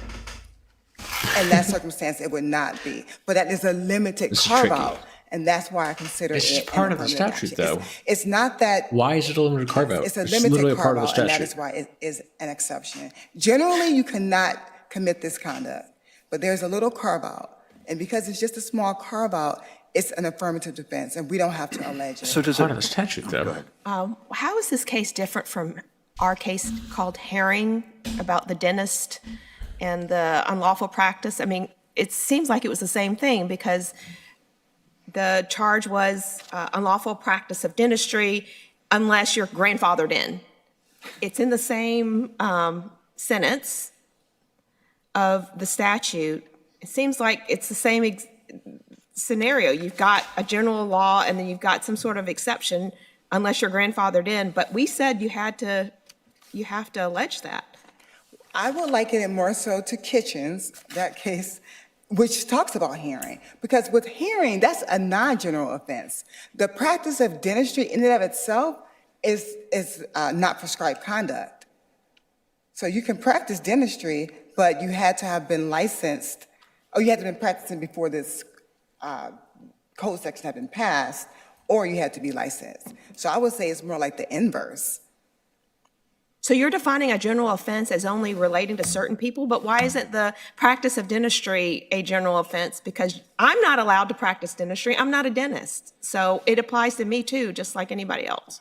I'm alleging the inverse. I'm saying that the practice of I'm saying that the hearing case, which involves the practice of dentistry, is a non-general offense, whereas this aggravated stalking offense is a general offense because it is violative of the law for anyone to commit this conduct, as opposed to with hearing, the practice of dentistry in and of itself is not a criminal offense. It only becomes a criminal offense. Well, it would be if I did it because I'm not a dentist. Right, because you fall within a certain class of people that are covered by the. Does it matter how big that class is? Because the class of people not authorized to practice dentistry is almost everyone, right? May I answer? Please. I believe that the bigger the class, the more likely it is going to be. This is such a general complicated offense because issue. it I really applies don't know the to answer. Everyone generally, just exception under narrow circumstances. Thank you. Thank you. Thank you. I believe you have several minutes left for rebuttal. Thank you, Your Honor. Justice Pinson, to try to answer your earlier question regarding what is the test, one thing I cite in my brief that is persuasive authority to this court is the case of United States versus MacArthur, the 11th Circuit test. It's 108 Federal 3rd, 1350, a 1997 case. We look first at the language and structure of the statute, which I would contend weighs in my client's favor here, because 132, that code section expressly makes the defined term place the meaning that it is when reading the statute. Also, as far as the structure of statute, looking at the entire statutory scheme of Title 16, Chapter 5, Article 7, couple code sections down, 16595, violating a TPO is a crime. And that would include things like contact at the residence, regardless of whose residence it is. Just at the excluded place by the TPO, regardless of if it's your residence or not, would be a crime under violating a TPO. So you mentioned MacArthur and say that it says those are things you look to. What does MacArthur say that the standard is, or the line? Does it give? It looks to me like they put a three-part test, and then the second part would be legislative history, which unfortunately in Georgia we have very little of. I did cite in my brief on page 17, footnote 7, where at least in the legislative history from Senate Bill 13 when this was passed, it has the definition of the offense, defined terms, and then the Senate considered punishment, and then it considered the exceptions or affirmative offenses, and also in the statutory scheme, 16592 is traditional affirmative offenses that they put in a different code section, such as bona fide practice of a profession is an exception in the traditional term of a defense. I would submit that in address, you can hit the elements of a crime if they had alleged place and still be too specific. That was the court's case here in Powell versus the state in 2024. The statutory language was tracked, but in the specificity, it was so specific that it negated the language. You can sort of draw an analogy that just alleging an address can be insufficient because, again, if that's the residence of the defendant, you can admit to that and still be innocent of the crime. And I would also submit that violating the fact that it alleges that it was in violation of a TPO does not incorporate the place element into this indictment because it's all the time. There's ex parte TPOs, persons excluded from their residence, but it still remains their residence at all times just because they're temporarily excluded. Under Georgia law, Oglesby versus Deal, 311 Georgia Appeals 622, person could have multiple residences in Georgia. But specifically, in this case, they simply have not alleged place, and it is a defined term, and it is expressly incorporated into the enacting clause of the statute. You cannot read place in the stalking statutes without giving it its full meaning, and that's why it's something that needs to be pleaded either by stating the term place or by alleging facts that meet the definition of place so that we can be assured that the person was properly indicted. Just putting place is enough. Just putting the word place is enough. I would submit that you've tracked the statutory language, and that would be sufficient to ensure a proper indictment by the grand jury. I would submit that at a minimum, this is a somewhat complicated issue, potentially capable of two different constructions. Under strict construction of the law, I would submit that my client, Mr. Walker, can admit to this and still be innocent of the crime. And I thank you for your consideration of this issue. Thank you, Yeah, that's counsel. complicated. Well argued on both sides. We will get you a decision within the time required by the Constitution. And with that, we're going to take a 10-minute break. Yeah, that was a complicated one, for sure.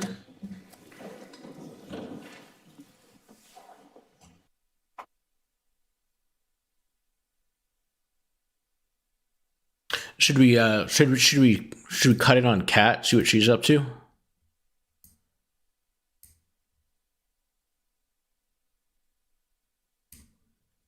Looks like the judge is talking.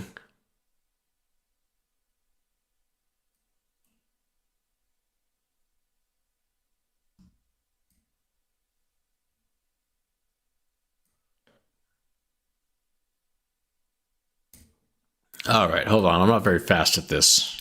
Let me see here. No, not that one. My bad. This one. Oh, it's for jury instructions. Wow. Okay. We get the dueling chats. Let me see here. The second claim, circle Can you guys one hear of those that? options. And then you go to the damages form only if the plaintiff prevailed on one of the first two. They're all numbered, they all have names on it, they should be easy to follow. You can tell me later.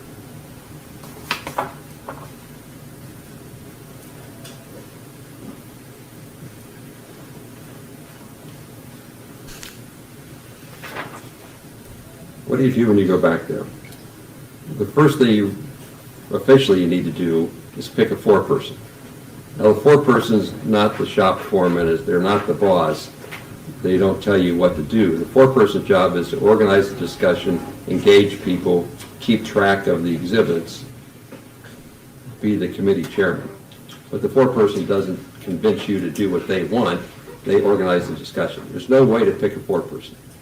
You can arm wrestle, throw fingers, draw names out of a hat, don't go to the bathroom first, because you very well could come out the foreperson. I don't care. I've heard people say that. They pick them because they weren't there. It doesn't matter. I can't tell you how to pick one. Just get one. Throwing fingers is fine. It takes too long. You probably already know who's willing to do it, or maybe you've talked to each other enough, or you just say, sorry, you lose, you're it. But it's just organizing discussion. That's all it is. Just organize the discussion. Make sure nothing leaves. You'll have in your possession the verdict forms, the exhibits. You'll have copies of these instructions. Keep all that back there. When you come out, the only thing left to bring back out here should be all these verdict forms. Leave your notebooks back there. Everything else in the foreperson should make sure that that goes on. How do you deliberate? Generally, the advice to you is to go back there and start talking about the case, replay the witnesses, but don't just say, I think something ought to happen. When you come out with your first opinion and then start discussing it, a lot of people realize their first opinion is not their best opinion.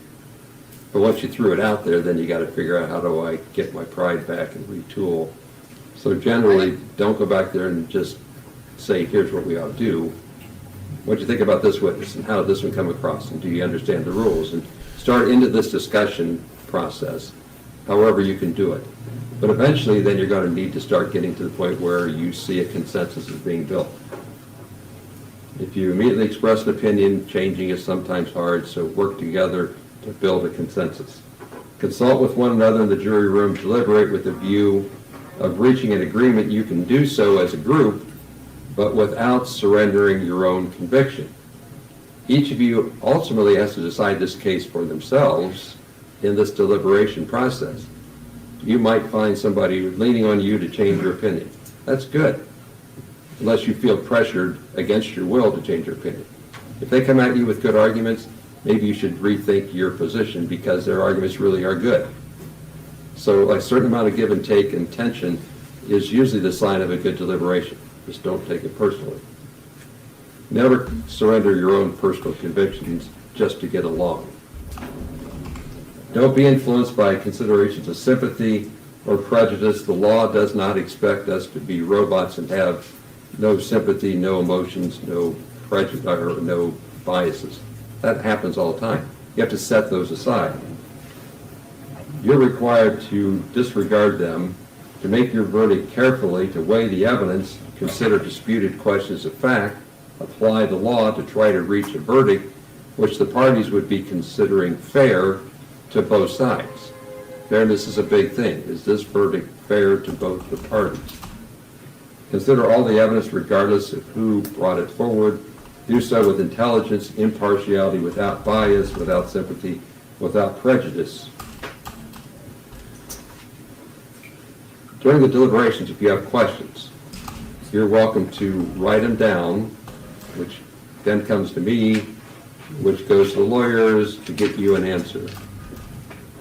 Like a magic doorbell. Knock on the door. Okay? The bailiff's like within earshot. He doesn't have his cup up against the door. So like pound on the door enough to get his attention. He'll come back, get the question, give it to me, I'll huddle with the lawyers, get you an answer. So when you get back there, there's a problem, you don't understand something, you want more information, you can get more information. Like we'll try to make sure you're not starving, like creature comforts will be provided, like we're gonna run into the lunch hour, so there's a way of taking care of it. I heard it yesterday, they'll do it today. So like we're gonna wanna cover all those bases. The clock is yours when the deliberations start. You watch me pay attention to the clock, right? I don't have a clock because you do. So how much time you need is up to you, not up to our expectations or our time commitment. We got to make sure that when you deliberate, you don't do so out of like human denial or fatigue. So yeah, we're going to watch to see how that goes. If you might have me send you a question saying, is everybody fine? Are you awake? Do you need coffee? Do you need food? What do you need?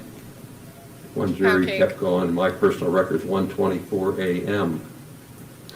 because that's what they wanted. They didn't want to go home. They were not coming back tomorrow. All right, don't make me uncomfortable because they were now. locked in and doing a good job. But it wasn't my clock, it was theirs. Until the verdict is announced in open court, you cannot indicate to anybody what it is. When you knock on the door saying we have a verdict, the bailiff will come, he'll tell me that you have a verdict. The foreperson brings the forms out here, and you hold on to them till everybody's here, and then we open the verdict in front of all the parties. Don't say, oh, so-and-so, and this is the outcome, because the bailiff doesn't want to know that, and he shouldn't know that. Sorry, we can go back to Georgia. In this room. But up to this point, like I've told you, like not to talk to people, that still applies. Anybody outside the jury, that's off limits. If we deliberate today, you went home tonight, Madam came Clerk, back will you tomorrow. please sound the next case? Yes, Your Honor. S26A0364, State of Georgia et al. Versus Federal Defender Program, Inc. et al. John Henry Thompson for appellant, Sarah Brewerton Palmer for appellee. Counsel, you may proceed when ready.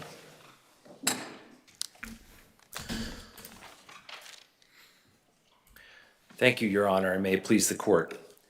This court is well acquainted with the background of today's appeal, and I want to say at the outset that our office has taken seriously the concerns raised in Justice Bethel's concurrence.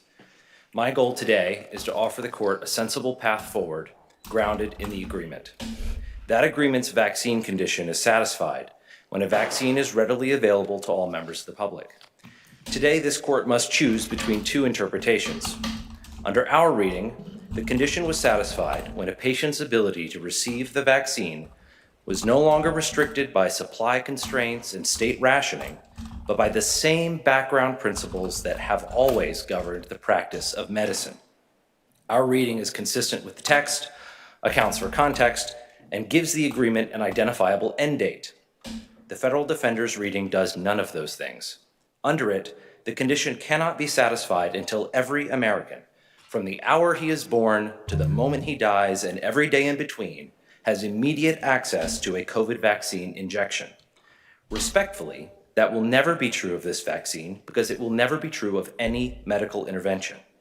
There are always people who cannot immediately receive treatment because responsible medical professionals are unlikely to provide it. As my friend points out, for the COVID vaccine, newborns are one such group, but they are not the only group. Patients with severe allergies or other contraindications will likely never obtain this vaccine from a responsible doctor. And there is no basis in the text, in law, or in my friend's reasoning for distinguishing between those two groups. In short, their interpretation cannot account for the basic realities of medical practice, and as a result, it could never be satisfied. But it is common ground between the parties that we intended the agreement to have an end date. Only our reading gives it one. In sum, with the pandemic emergency in the state's rearview mirror, the justice system is operating normally. Executions have and will continue to take place under safe and fair conditions. These 9 inmates have received the reprieve their attorneys bargained for. They cannot be allowed to escape justice permanently. I'd like to turn to what I see as the crucial question in this case, and that is the vaccine condition satisfied when supply exceeds demand such that the vaccine's availability is subject to ordinary medical judgment? Or is it only satisfied when everyone can receive the vaccine at Counsel, any time? I actually think that the argument is a little bit different from what I understand. The argument is that the vaccine is not readily available because it's not legally available. I mean, Your Honor, yes, Your and Honor. I see that. I mean, I can see that point. Is there anything in the record showing that doctors are legally prohibited from giving the vaccine to whoever they want?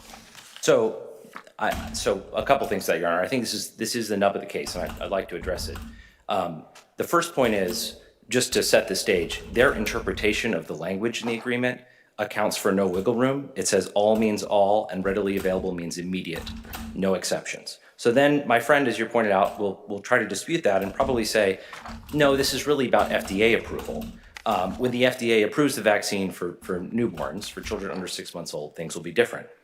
And I want to push back on that because they say in their brief on page 22, as you pointed out, that children under 6 months old cannot legally obtain the vaccine, and they say that those individuals, those babies, are barred from taking the vaccine.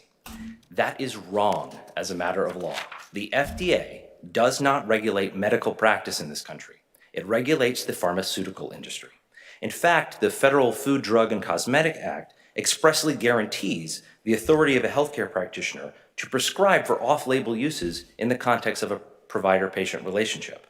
And as this court and many other courts of appeals have recognized, the off-label uses are allowed under the FDA. Is this an off-label use if a doctor were to give the vaccine to a newborn? Is that an off-label use? Absolutely. There is no FDA approval for that step. And so a doctor might reasonably decline to take that step. We don't dispute that. But your position is that's legal. There's no law that prohibits that. It is legal. Now, would there be if there's a bad outcome, could there be a risk for medical malpractice lawsuit on the back end? Of course. But everything I've just said is also true of individuals with severe allergies. Everything I just said. So if I had a severe allergy to a COVID vaccine last year, and I go to my doctor and say, I'd like this year's COVID booster, he's going to tell me no. And he's going to tell me no for the same reason that a doctor might tell me no if I brought my 2-month-old in to get a COVID vaccine. Because my doctor thinks it's a bad idea. Not because the Food and Drug Administration is going to send a SWAT team through his door. Not because the Department of Justice is going to bring enforcement action against it. There is no basis in law for this distinction between one reason you would decline the vaccine, lack of FDA approval, and another reason you would decline the COVID vaccine. And more importantly— Didn't the other side have an expert who said a doctor could not give this to somebody under 6 months of age due to the FDA? I'm not aware of that in the record. If that is in the record, that doesn't change the fact that as a matter of law, that is incorrect. You would say that expert is simply wrong. Well, experts don't get to bind the court on questions of law, and their legal argument, which they don't flesh out, this is just on page 22 of their brief. They use the phrase legally barred, legally cannot obtain. they're playing a little coy with it. And I don't think they're coming out and saying what their argument is. I think they're relying on this assumption that a lack of FDA approval means that something is not legally allowed. What the FDA is saying when it approves something is we've looked at the science provided us by the manufacturer, and we think that the rewards outweigh the risks for this set of uses, such that the pharmaceutical manufacturer is entitled to market the drug for this purpose. They are not saying that doctors, will be subject to a federal enforcement action if they give the vaccine to a 5-month-old. And where I'm going with this whole argument is that even kind of setting aside the particulars of the FDA, their reasoning, they are coming into court and claiming the banner of literalist textualism. We read the words, we're giving them their meaning. But as soon as you press on that and say, okay, well, if all means all and there's no exceptions, what about people with severe allergies? What about people with nervous system disorders or other contraindications who can't receive the vaccine? They say, okay, well, not them. There is no basis in their reasoning for any distinction between different reasons why a doctor might not prescribe the vaccine. And the upshot of that is that if this court accepts their reading of the vaccine condition, it is at the very least indefinite, but in fact would be impossible to satisfy. And they haven't really contested that. I guess their best argument is simply that you said all, so all means all. Yes, Your Honor. And so they didn't write that. Your office did. So. Well, what's the quick factual point. They were the ones who first put that word into the MOU. Okay. So, but setting that aside. The email ultimately came from the Attorney General. That is correct, Your Honor, and we recognize that. The Attorney General could have used some word other than all. Right. My point, Your Honor, is that their own interpretation, when you press on it, all doesn't mean all, and the parties have common ground that they intended this condition to have an end date. And so if you follow their logic, their all means all logic to its logical conclusion, it isn't an impossible the contract would be condition. indefinite and therefore incapable of being enforced. That would be the response to that. Yes, that is correct. And it is also simply very strong evidence that it is not how the parties intended this condition to work. But counsel, we've already decided in the first federal defender case that all does mean all. I mean, we said that. And that's law of the case, isn't it? What this court decided, so their law of the case argument turns on one sentence of this court's opinion, and I agree it's an important sentence, and I'll read it back. It says, the agreement's plain language places no limitation on the age of who is considered a member of the public. We are not here disputing today that point, and we are not arguing that there is some age limit on who is a member of the public. What we are arguing is that what makes a vaccine readily available to all members of the public is that it is administered consistent with all the unquestioned background principles of medical practice that the parties were obviously bargaining against, not in order to supplant. And once you see kind of what we're arguing here today, you'll see that line of this court's opinion does not preclude argument. What the state was arguing the first time around was this kind of substantial compliance argument where, well, maybe it's not all members of the public, but it's close enough because we've got everyone over the age of 5. That's not our argument. Our argument is that the vaccine is readily available to everyone, subject, of course, to the responsible practice of medicine by medical providers in this state. What if hypothetically the FDA had approved this for everybody over the age of 85? And it was not approved for anybody younger than that. Would your argument still be the same, that this is readily available to all members of the public? So, yes. In other words, if it was approved for just a small percentage of the population instead of the vast majority of the population, would your argument change? I think it would be unlikely that would be the agreement in a situation like that. But yes, the logic, yes, Your Honor, the logic of our argument is that once the vaccine was going to be available on the ordinary terms of which medication are available in this country, that the vaccine condition was satisfied. So yes, their position is that the vaccine must be universally and immediately available unless the reason for its lack of availability is a medical contraindication, except when the reason for that is an age-based FDA approval decision. They cannot claim the banner of textualism while inventing made-for-litigation arbitrary distinctions on the back end. Let me ask a question about sort of the nature of the benefit of the bargain. When this agreement was struck, when you talk about a vaccine being readily available, I think it's probably the sort of thing we could take judicial notice of if we needed to. But in that point in time, and I still think today, I mean, the supermajority of approved vaccines by the FDA, whether you do it by disease state or actual vaccine, are not indicated for people under 6 months old. So if we're talking about the benefit of like what a reasonable person would have understood this to mean, when that language was being considered, the overwhelming majority of vaccines were not indicated for people younger than 6 months old. Does that inform what a reasonable person would have expected the bargain to have been? I believe it does, Your Honor. And if I could explain a little bit, first on the facts. I'm aware of only 2 vaccines that we give to children immediately after birth. Those are hepatitis B and RSV. Most others require at least 6 months, some a year, some more. And I don't think anyone say that there's more, but I don't think anyone say that the measles vaccine is not readily available to all members of the public because a baby does not receive it until they're 1. It is simply that it is good medical practice. It is understood medical practice not to give that vaccine. However, there is an off-label use for that vaccine. If you're going to bring a newborn into an area with high rates of measles, you can receive an off-label use. Now, your point about the benefit of the bargain, we read this vaccine condition consistent with the first 2 conditions in the paragraph. And those are these objectively identifiable, easily kind of knowable, foreseeable dates that are closely associated with a return to normal operations. So we read the vaccine condition as similar to that. They read it as not a return to the normal way in which medicine is practiced, but as trumping all the ways in which medicine is usually practiced, in a way that provides the condition no identifiable end date. That is not consistent with the context in which this language appears. And no one would have thought that what the parties were bargaining for was that the COVID vaccine will become a medication that receives exceptional treatment under the law. It was simply that when this agreement was being negotiated, the Department of Public Health was moving through these phases during which there were certain segments of the public who were the only ones who could even make an appointment to receive a vaccine, right? So phase 1, it was only first responders, medical personnel, and nursing homes. Phase 2 added teachers and some other essential workers and some patients with disabilities. And only in the summer of 2021, after this agreement was complete, did the Department of Public Health move to phase 3, quote, once vaccines became widely available. So the idea was that once the vaccine is being treated the way most medical interventions are being treated, we will have returned to normal in kind of the same sense as the first 2 conditions.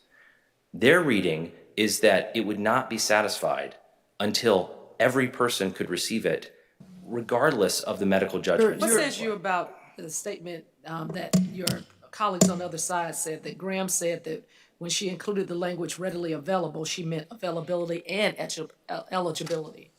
So I don't think that statement can bind this court in this interpretation of that language. I think that all the record we've developed on remand from this court's opinion supports our view of the context in which this was negotiated.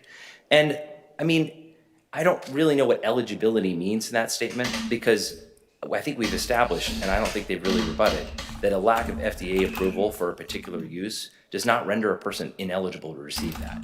Otherwise, there are a whole host of extremely commonplace off-label uses for many, many medications in this country that are somehow against the law, I suppose, legally barred. That's just not how the FDA works.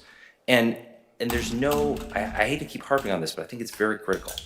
There is no justification internal to my friend's reasoning for treating the FDA issue differently than other contraindications. They simply assert it and then attach the word legally to kind of raise the specter that FDA approval works differently than it really does. Is there evidence in this record that doctors are giving this vaccine to members of the public who are less than 6 months old, regardless of what the FDA had to say about it? I don't believe there is, but I'd like to explain why, which is I think one of the reasons why that is true is that we know now that there is in utero benefits of the vaccine when it is administered to a pregnant woman, such that the newborn receives some benefit from the vaccine. So it's unlikely. I think I'm comfortable saying that it is just objectively unlikely that there are many doctors out there administering the vaccine to 4-month-olds. But I also know that there's no evidence in this record that that's happening. So I don't have an answer to that question. I'm not aware of any, Okay.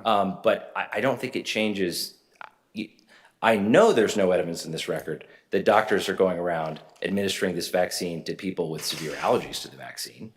And again, those two groups, there's no principal distinction that you can draw between them on my friend's logic. On our logic, the parties bargained against the backdrop of those ordinary Your medical argument judgments. that there's no identifiable end date to this agreement under the other side's position would tend to point us strongly to your second argument that this contract has an indefinite duration, making it terminable at will of the parties. That is correct. They say that argument is waived. Is it waived or not waived? Well, so to the extent that that argument is simply providing strong evidence against the plausibility of their interpretation, it's certainly not waived. But I'm happy, if you think of it as a kind of a separate, independent basis to reverse rather than as simply evidence against their position, I'll address the waiver argument there. Please. I think what happened here as we were litigating this case is this court's opinion in Dovetail came out after the Superior Court's ruling in this case. And Dovetail substantially clarified the law on this indefiniteness principle. And in fact, the first case that Dovetail cites and explains to describe the ways in which it's clarifying the law is this court's decision in Federal Defender 1. So that put us on notice of, we not only can kind of make the evidentiary argument, we can also make this argument that if you accept their view, you do have a Dovetail problem. Thank you. Thank you, Your Honor.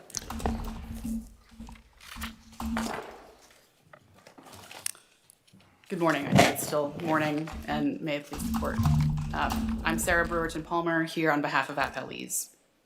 As Justice Bethel wrote in his concurrence in the first appeal in this case, everyone should be able to count on the state to follow its word. I've seen her recently. But instead, I the can't remember state where. still refuses to accept the plain language of the agreement, refuses to apply this court's holdings from Federal Defender 1, tries to avoid its promises with inadmissible parole evidence and by mischaracterizing the summary judgment record, and in initiating this appeal, disregarding the PLRA's requirements.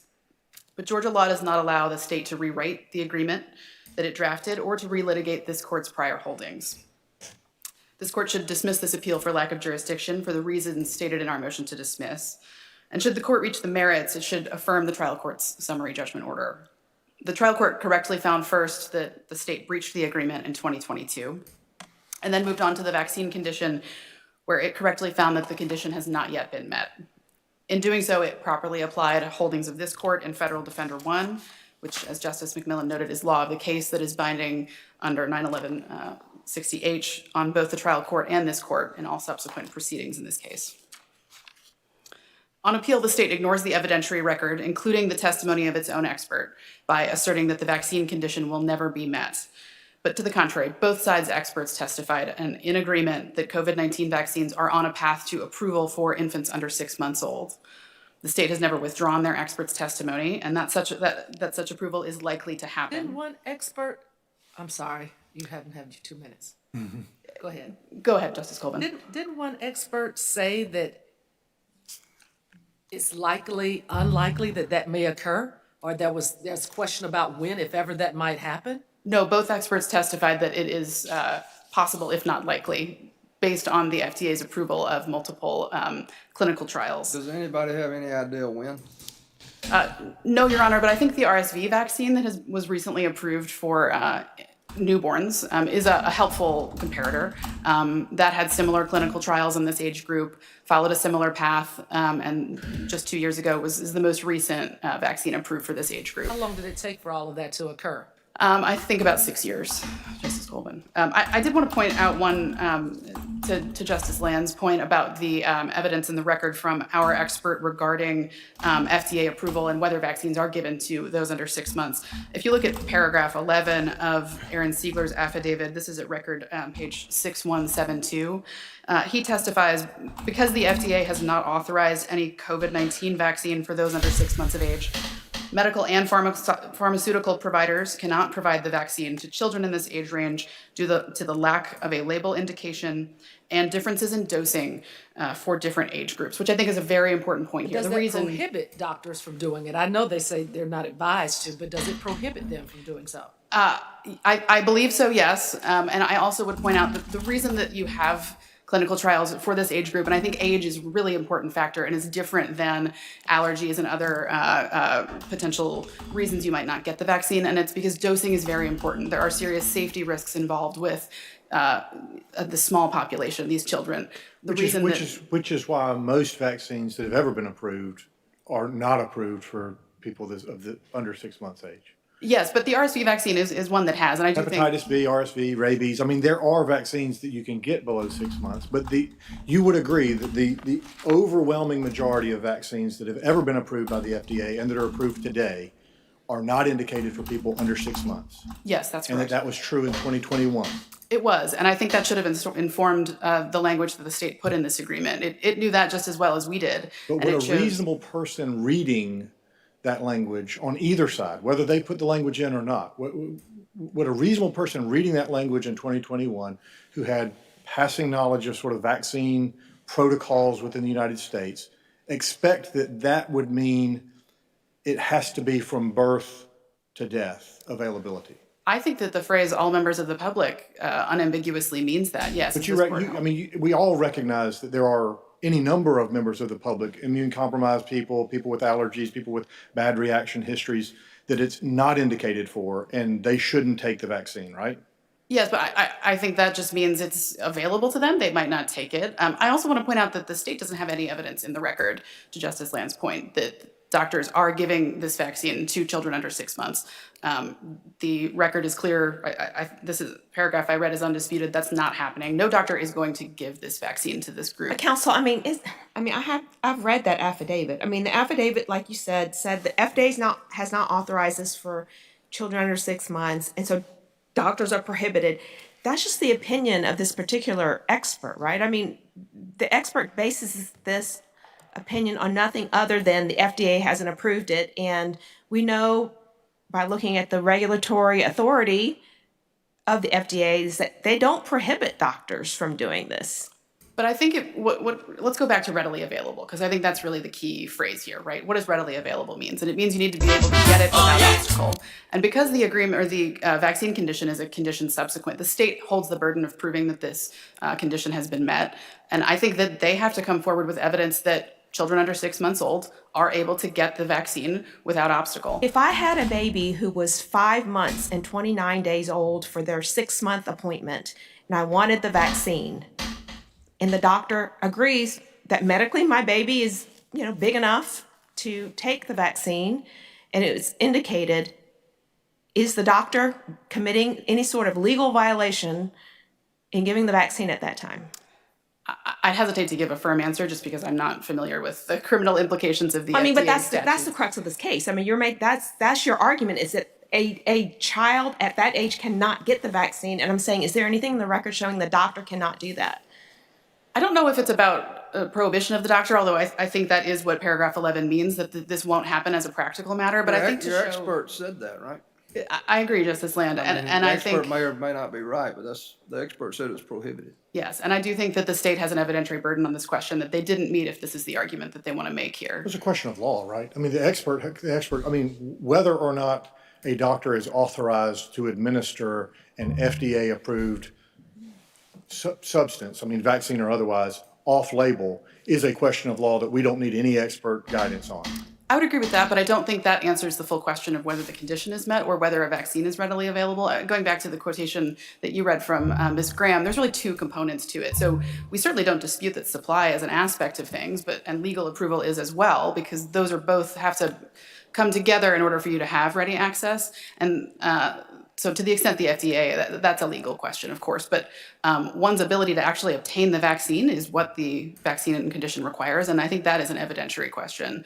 So it's really, there's two, both a legal and a factual It is an aspect. evidentiary question, but from what I read in the trial court's order, the sole basis for her finding that the vaccine was not readily available to this population is because of the FDA. And if that legal conclusion is wrong, then that's a reverse, isn't it? I don't think so, Your Honor, right for any reason, of course. But also, again, the state holds the burden to show that the vaccine is available to these members of the public. I don't think they have shown that at all. There's no evidence that anyone under the age of 6 months has access to the vaccine. They didn't dispute, by the way, Well, I mean, the state did show that. The state shows that there's a supply of vaccine for anybody who wants to take it, and that this is an off-label use, and that the FDA doesn't prohibit a doctor from giving the vaccine to someone who is 6 months old. But isn't that might that's take care the of state's burden, right? I don't think so, Your Honor. I think we have unrebutted evidence in the record that doctors will not give this vaccine to children under 6 months. Certain doctors won't give. I mean, maybe your expert won't give the vaccine, but I mean. But I don't think the state has put in any evidence that anyone would, or that this is something that this age group would be able to actually access. So readily available depends on doctors' subjective decisions, medical decisions on whether to give the vaccine. You're saying the contract incorporates the doctor's subjective intent. No, I think we're here because that's where the state has led us. I think what readily available means is that you are able to obtain it relatively quickly and without obstacle. There's a variety of obstacles that might be put in your way to obtain that I think are relevant. But what I think the contract language means is simply that all members of the public need quick access to a vaccine without obstacle. So it's a consequence of the state's argument that we're here, I think.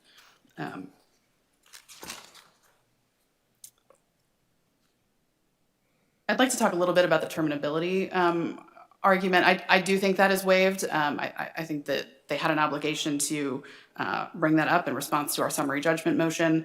I don't think that Dovetail changed anything about the law. I think it summarized, in the words of Dovetail, what has been the law in Georgia for over a century with respect to... Well, how does that not affect this agreement? Because to me, it seems dead on point. I mean, based upon your stance, executions would never occur anymore. I mean, unless maybe 6 years from down the line that, you know... Or the minimum, we would have no idea when they Yeah, would. It would so be it's indefinite. indefinite, yeah. Sure. So just to point out, the record is undisputed that this is possible to happen. I don't think the state is right that it's not going to happen.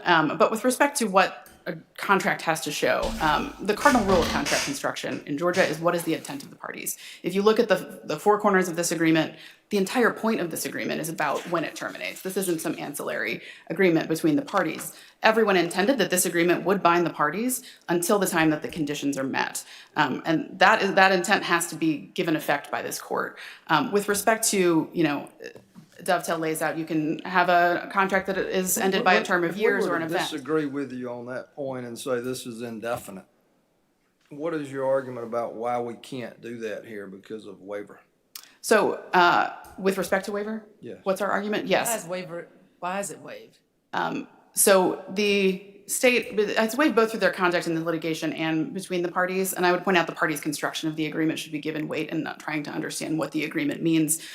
This case is 4 years old. The agreement is 5 years old. That entire time, both sides have assumed and acted as though the conditions must be met before this agreement can be terminated. I would also point out the state hasn't actually terminated this agreement. It's making this argument now, but that has not taken place. The state has never taken this position until this appeal, that this agreement is terminable. It had fair warning both from Federal Defender 1 and from our arguments in the summary judgment court, or summary judgment briefing. The state's argument is that it's satisfied.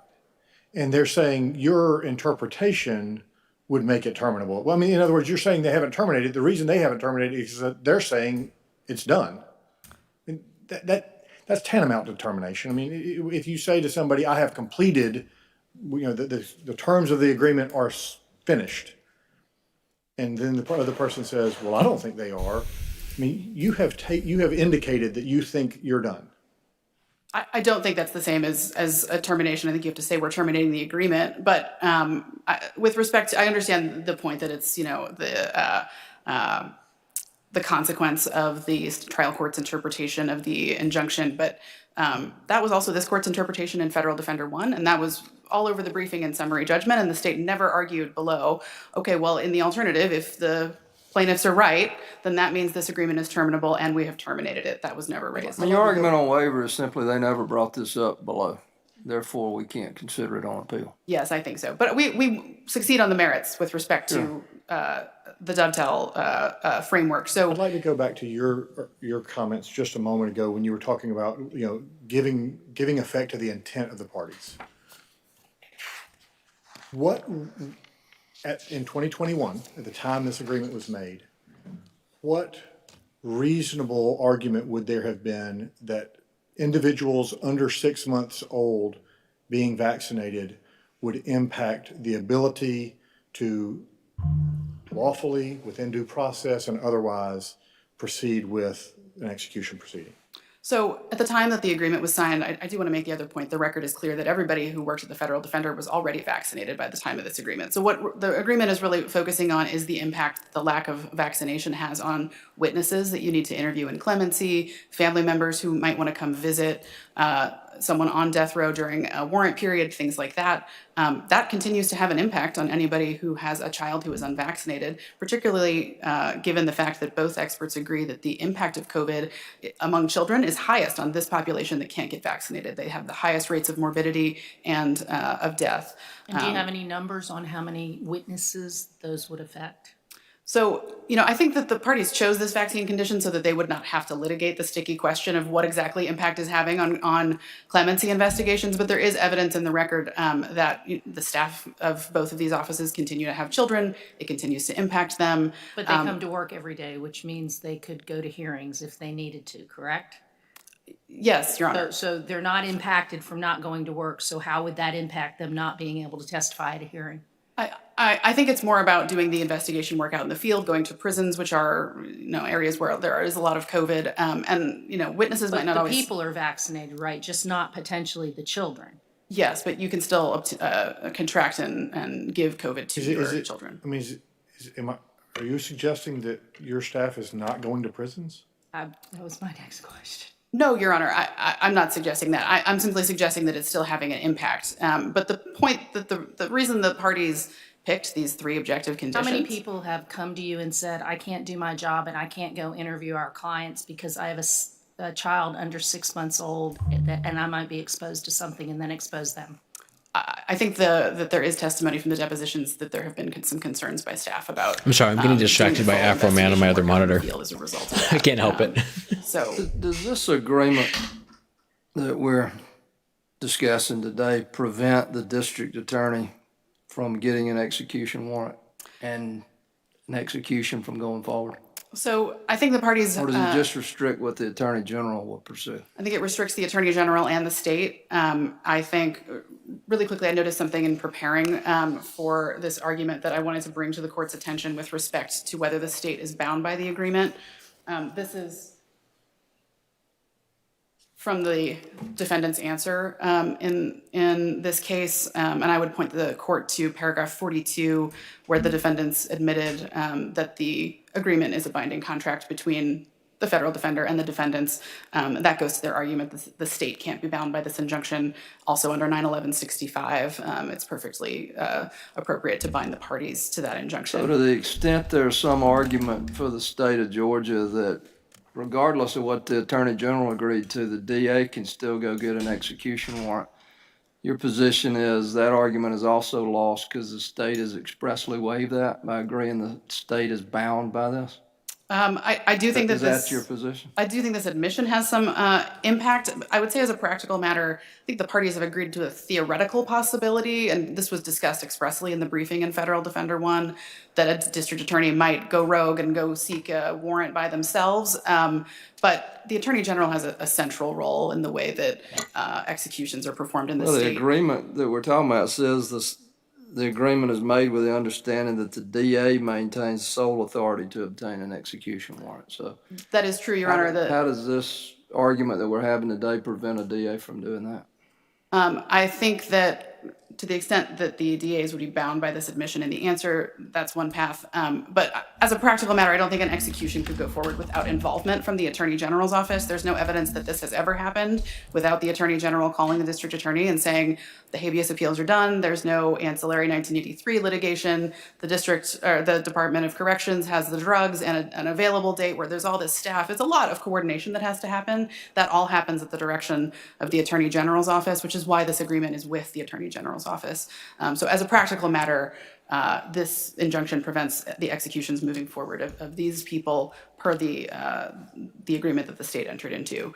The constitutional role of the district attorney is what's being acknowledged in the agreement. Even if the DA said, I welcome the Attorney General's involvement, but they don't have to be the one pursuing the warrant. I'm gonna pursue the warrant. But that's always You been would the still case. say that they can't do that. I think that's always been the case and is what the agreement is acknowledging. Excuse me. Okay, but you would say the DA is restricted from doing that primarily due to the state's admission and the answer? I think it's possible. I haven't thought through the exact implications of given the DA's constitutional role, there might be some additional problems there. But I do think that the state, as a party, is bound by the injunction pursuant to 9/11/65 and to the answer. I also think it's clear that the Attorney General was negotiating on behalf of the state as its client in all of the cases that are impacted by this agreement. Returning really quickly to Dovetail, I do think that the point of what Dovetail is talking about is that, the cases where a contract picks an event as the termination date and then a court says that's not enough, it's terminable by will. Those are really instances where either one side has complete control, usually the enforcing party who wants the contract to last, has complete control over whether that event happens. That's not the case here. Or it's a situation where there's not enough, it's not clear that the intent of the parties was for that to really be binding. Maybe it's an oral statement from someone that you'll have a job until our company goes out of business, or you'll have a job until you retire. And that's not enough to turn that event into something that the parties really intended to bind themselves to until this event happens. And if this contract isn't enough for parties to be able to bind themselves to something, to an agreement until an event happens at some point that no one can predict, I don't think that if this contract is enough, I don't think parties actually have that power in Georgia, because this is a very detailed contract where it's clear that the parties intended for this to happen. Now, there may be other doctrines that give relief to a party when it seems like actually what we thought when we signed this contract isn't true, and now it's become impossible for this to happen. But the state dropped its impossibility argument on appeal. It's one that raised its summary judgment. Thank you, Your Honors.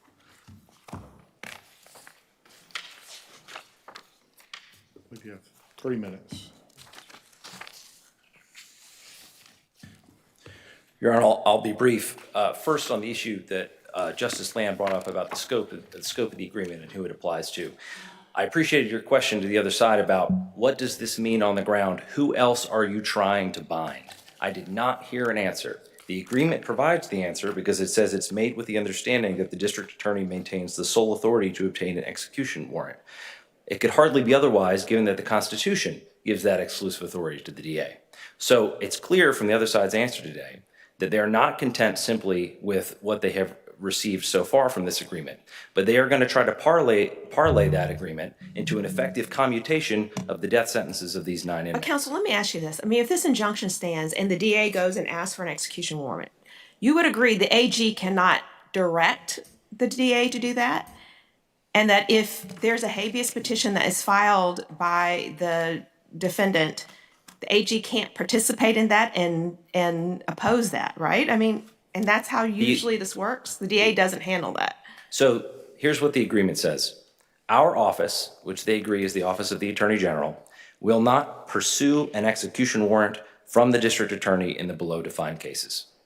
That was a valuable concession that they received for all the practical reasons that my friend identified, but that is the extent of our promise. If a district attorney exercises his or her independent, unaffected constitutional authority to seek and obtain an execution warrant without our prompting, nothing in the agreement or any other source of law means that the Office of the Attorney General has to stand back and impede the ability of that execution to get to the finish line. That is not what the affirmatively promote it? We cannot pursue the warrant. In other words, we cannot contact the district attorney and start the process.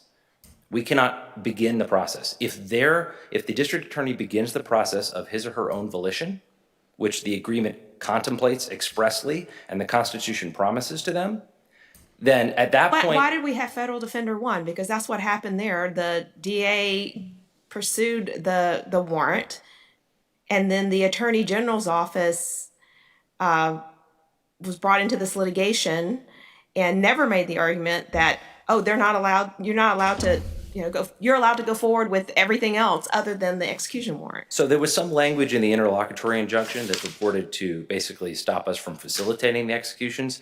That interlocutory injunction is no longer before the court. The injunction we have, and I hope that any opinion from the court will clarify this, the injunction we have says that the parties have to comply with the agreement. And so we're taking that at face value and saying, well, what does the agreement require us to do? And the scope of what the agreement requires us to forbear from is important. It's certainly important that we would not be able to contact the district attorney and initiate the process by asking them to seek the warrant. That has on-the-ground effects, real effects, which is why we've presented the argument that the agreement is satisfied. But there is no further promise from our office to forbear from other actions. Thank you, Your Honor. counsel. The case is submitted. I thank counsel on behalf of the court for your advocacy. We will endeavor to provide a response within the time required by law, and we will stand adjourned until the April session of our court. Thank you. April 21st. Okay. I'm going to wrap this up fast because I want to go watch get caught up on the Afroman case. Again, the banner says Dom Wiz. If you read it left to right, that still bothers me. Oh, okay. But yeah, I'm going to wrap this one up, get caught up on the Afroman stuff. I might go on a show or two this week to talk about Afroman. We'll see about that. But yeah, thanks for tuning in. Have a good day, everybody. And I'll see you next time. I might do a stream on my own channel as well this week. We'll see about that, though. But yeah. Have a good one, everybody.